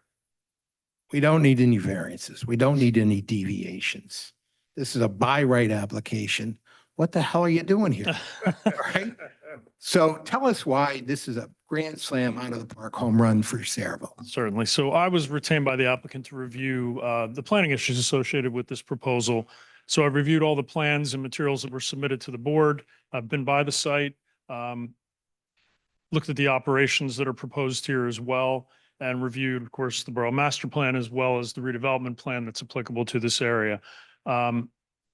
As was stated earlier, this redevelopment plan was amended earlier this year to allow cold storage warehouse as a permitted use. In conjunction with that, the maximum height was increased to 75%. There was also some changes to the parking requirements, addition of parking requirements specific to this use. So the landfill and Melrose redevelopment plan is the one that's applicable here. And as I said, it was amended earlier this year. There are also some underlying requirements of the zoning ordinance that are applicable here. So while we do not need any variances or deviations from the redevelopment plan itself, we do need design waivers from some of the, what we'll call them, design standards in the borough's ordinance. We've gone through those. Mr. Bush summarized them. There's actually 4 because we talked about the shade trees within the parking island. So that would be the 4th one. But Mr. Bush did address all these in his commentary. So as Mr. Smith had noted at the outset, this is located in the eco-industrial redevelopment area. The use is permitted. The site complies, or the site plan complies with essentially all the bulk standards in the redevelopment plan. So we're seeking no relief from that. So this district has a purpose statement, and Mr. Fowler kind of summarized this in his memo, but I did want to address it in direct testimony because he did state that he'd like to hear a little bit about how the project complies with that. So the purpose here is to establish an industrial zoning district where multiple uses and buildings are permitted on one lot that fosters the development of innovative industrial uses which utilize a high standard of environmental and economic performance. These uses will promote an approach to industrial development that involves connecting within and across industries throughout the central New Jersey region and demonstrate well thought out practices that result in waste energy being used as resources. So this proposal, while there was an idea when this redevelopment plan was written that we have a landfill that produces methane gas. And back in 1996, when this plan was written, there was this idea, well, can we capture that? Are there innovative ways that we can kind of reuse that energy through the businesses that we're going to have in this eco-industrial area?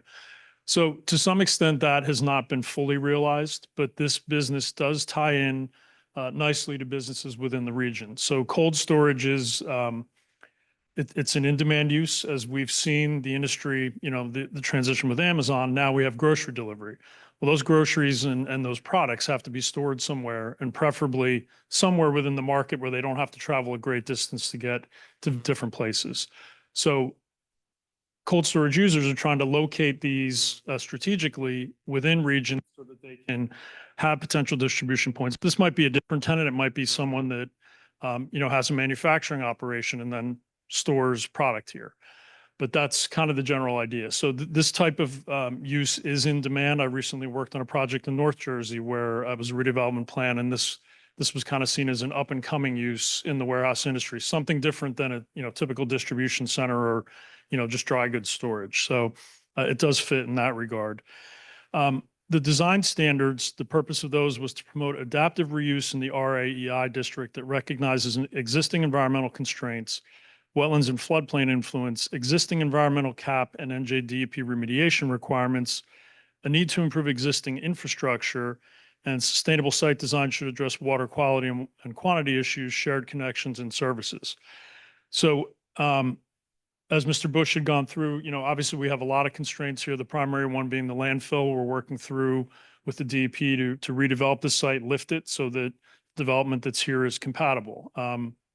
You couldn't really have any residential use on this. It's really an industrial site. We're squarely in an industrial area of the borough. You're obviously all familiar with the uses that we have around us. So this is a good fit from that perspective. And the author of the redevelopment plan was very insightful back in 1996, essentially talking about things that the DEP has now implemented in the stormwater management requirements. Reduction of structural measures, green infrastructure, bioretention. So even though this was envisioned back in 2011, it's all part of the DEP regulation. So we will be complying with that and reducing stormwater impacts from the site, even in the post-developed condition.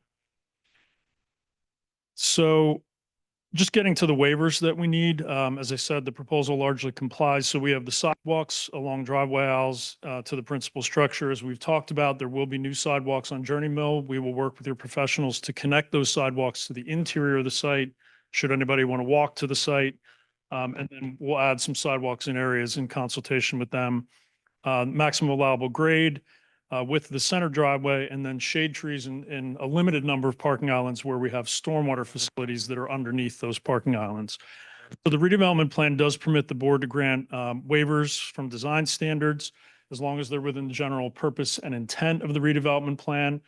And we have to demonstrate that it's either impracticable or it will create undue hardship. There's really no factors here that would lead to a conclusion that it's causing undue hardship. And really, impracticable is a confusing word used here. It's used in the MLUL. It doesn't mean you can't do it. It just means it wouldn't be wise to continue to do it. So we're going to focus on the impracticable standard here for that. And there's a court case, Garofalo v. Burlington Township, where the court said design waivers simply have to be reasonable under the facts. And it's just an acknowledgement by the board that the condition that's proposed is satisfactory relative to the requirement in the ordinance. So here on the sidewalk waiver, as we said, the majority of the parking area, and when you look at the site plan, this is not the type of use where we have massive parking fields for employees. Most of the parking is located in close proximity to the building. So you can see we have a single bay of parking along the western building. And while we do have a double bay here on the south side of the building, any employees that are parking in these spaces have reasonable access to a sidewalk that rings the southern and southeastern side of the parking area. So really, most employees will have almost direct access to a sidewalk that will take them into the principal building, or they'll only have to cross a single drive aisle to get there. Based on the number of employees that Mr. Bush had quoted before, not a significant number, when you think about the size of these buildings. So it's not as though there's going to be a constant flow of cars and trucks through those drive aisles, or will there be a lot of potential for pedestrian conflict? So I think here, it wouldn't make a lot of sense to put sidewalks on the other side of the parking bay to just connect when we have reasonably safe access, and it allows us to reduce impervious coverage in certain areas. But again, we've committed to work with your professionals to make sure we're getting sidewalks in the right locations on this site for employees and pedestrians. The grading waiver, we're proposing 2-to-1 slopes where 3-to-1 is required. As Mr. Bush had testified to, that is really happening around the perimeter of the site where we have these retaining walls on the south, west, and north side. Those areas will not be maintained landscape areas. They will allow to be naturalized, so they will not need to be maintained. And it allows us to better tie into the existing grades with the retaining walls that we're proposing, and then obviously avoiding those wetland and buffer areas that we're required to stay out of. So here, that 2-to-1 slope will work because the areas do not need to be maintained, and it's a more efficient use of the property and a better site design alternative given the use. For the driveway width waiver, as we've talked about, that's going to be a vehicular access only, no tractor trailers. As Mr. Chase had opined, the 24-foot width is certainly sufficient for vehicle access there. And Mr. Bush also made an important point that leaving that driveway at that width is really going to discourage any tractor trailers from trying to enter that, because they'll immediately see that it's a narrower driveway, and it'll really discourage any truck access there. Here, this is impracticable in that we can greatly reduce the impervious coverage associated with the width of that driveway and having to taper back to the 24-foot width if we have the 24-foot width out at the street. So here, we think that makes a little more sense to reduce that impervious coverage. Finally, the tree in the parking islands, as Mr. Bush had pointed out, that's really happening in 2 areas, I believe on the south side of the main building.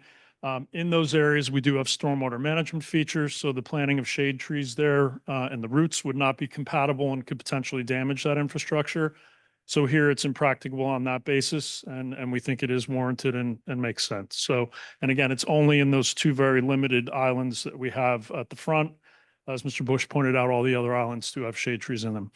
So I think overall, based on the testimony that we've offered this evening, these waivers that we're requesting are reasonable and justified, and I believe the board would be within its right to grant them based on the standards in the redevelopment plan. Mr. Kyle is available for questions. Anybody have any questions? Okay, Okay, thank you all. Mr. Chairman, that concludes our case. quick summary, this is a great thing for Saraville. I mean, that's, at the end of the day, you're taking a legacy landfill out of your ownership. You have the private sector willing to take the environmental responsibility for that property, and you're turning a property that is totally underutilized, making it into a rateable, providing new jobs, tax revenues, and at the same time, you're also selling it at a decent price. So it's a really grand slam out of the park home run. We hope you'll approve it.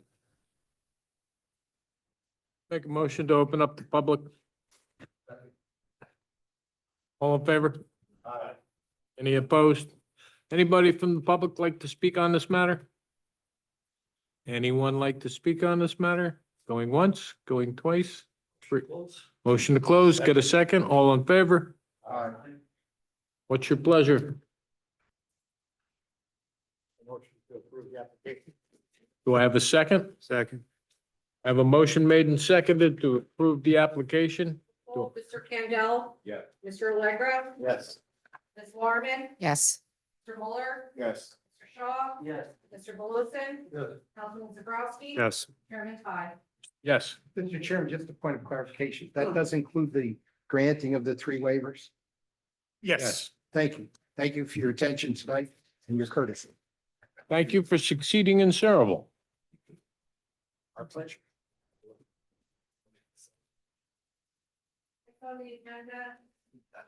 Next meeting is September 18th.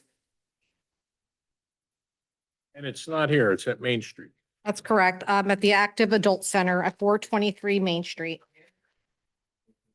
What is that? Yep. That's it. Need a motion to adjourn?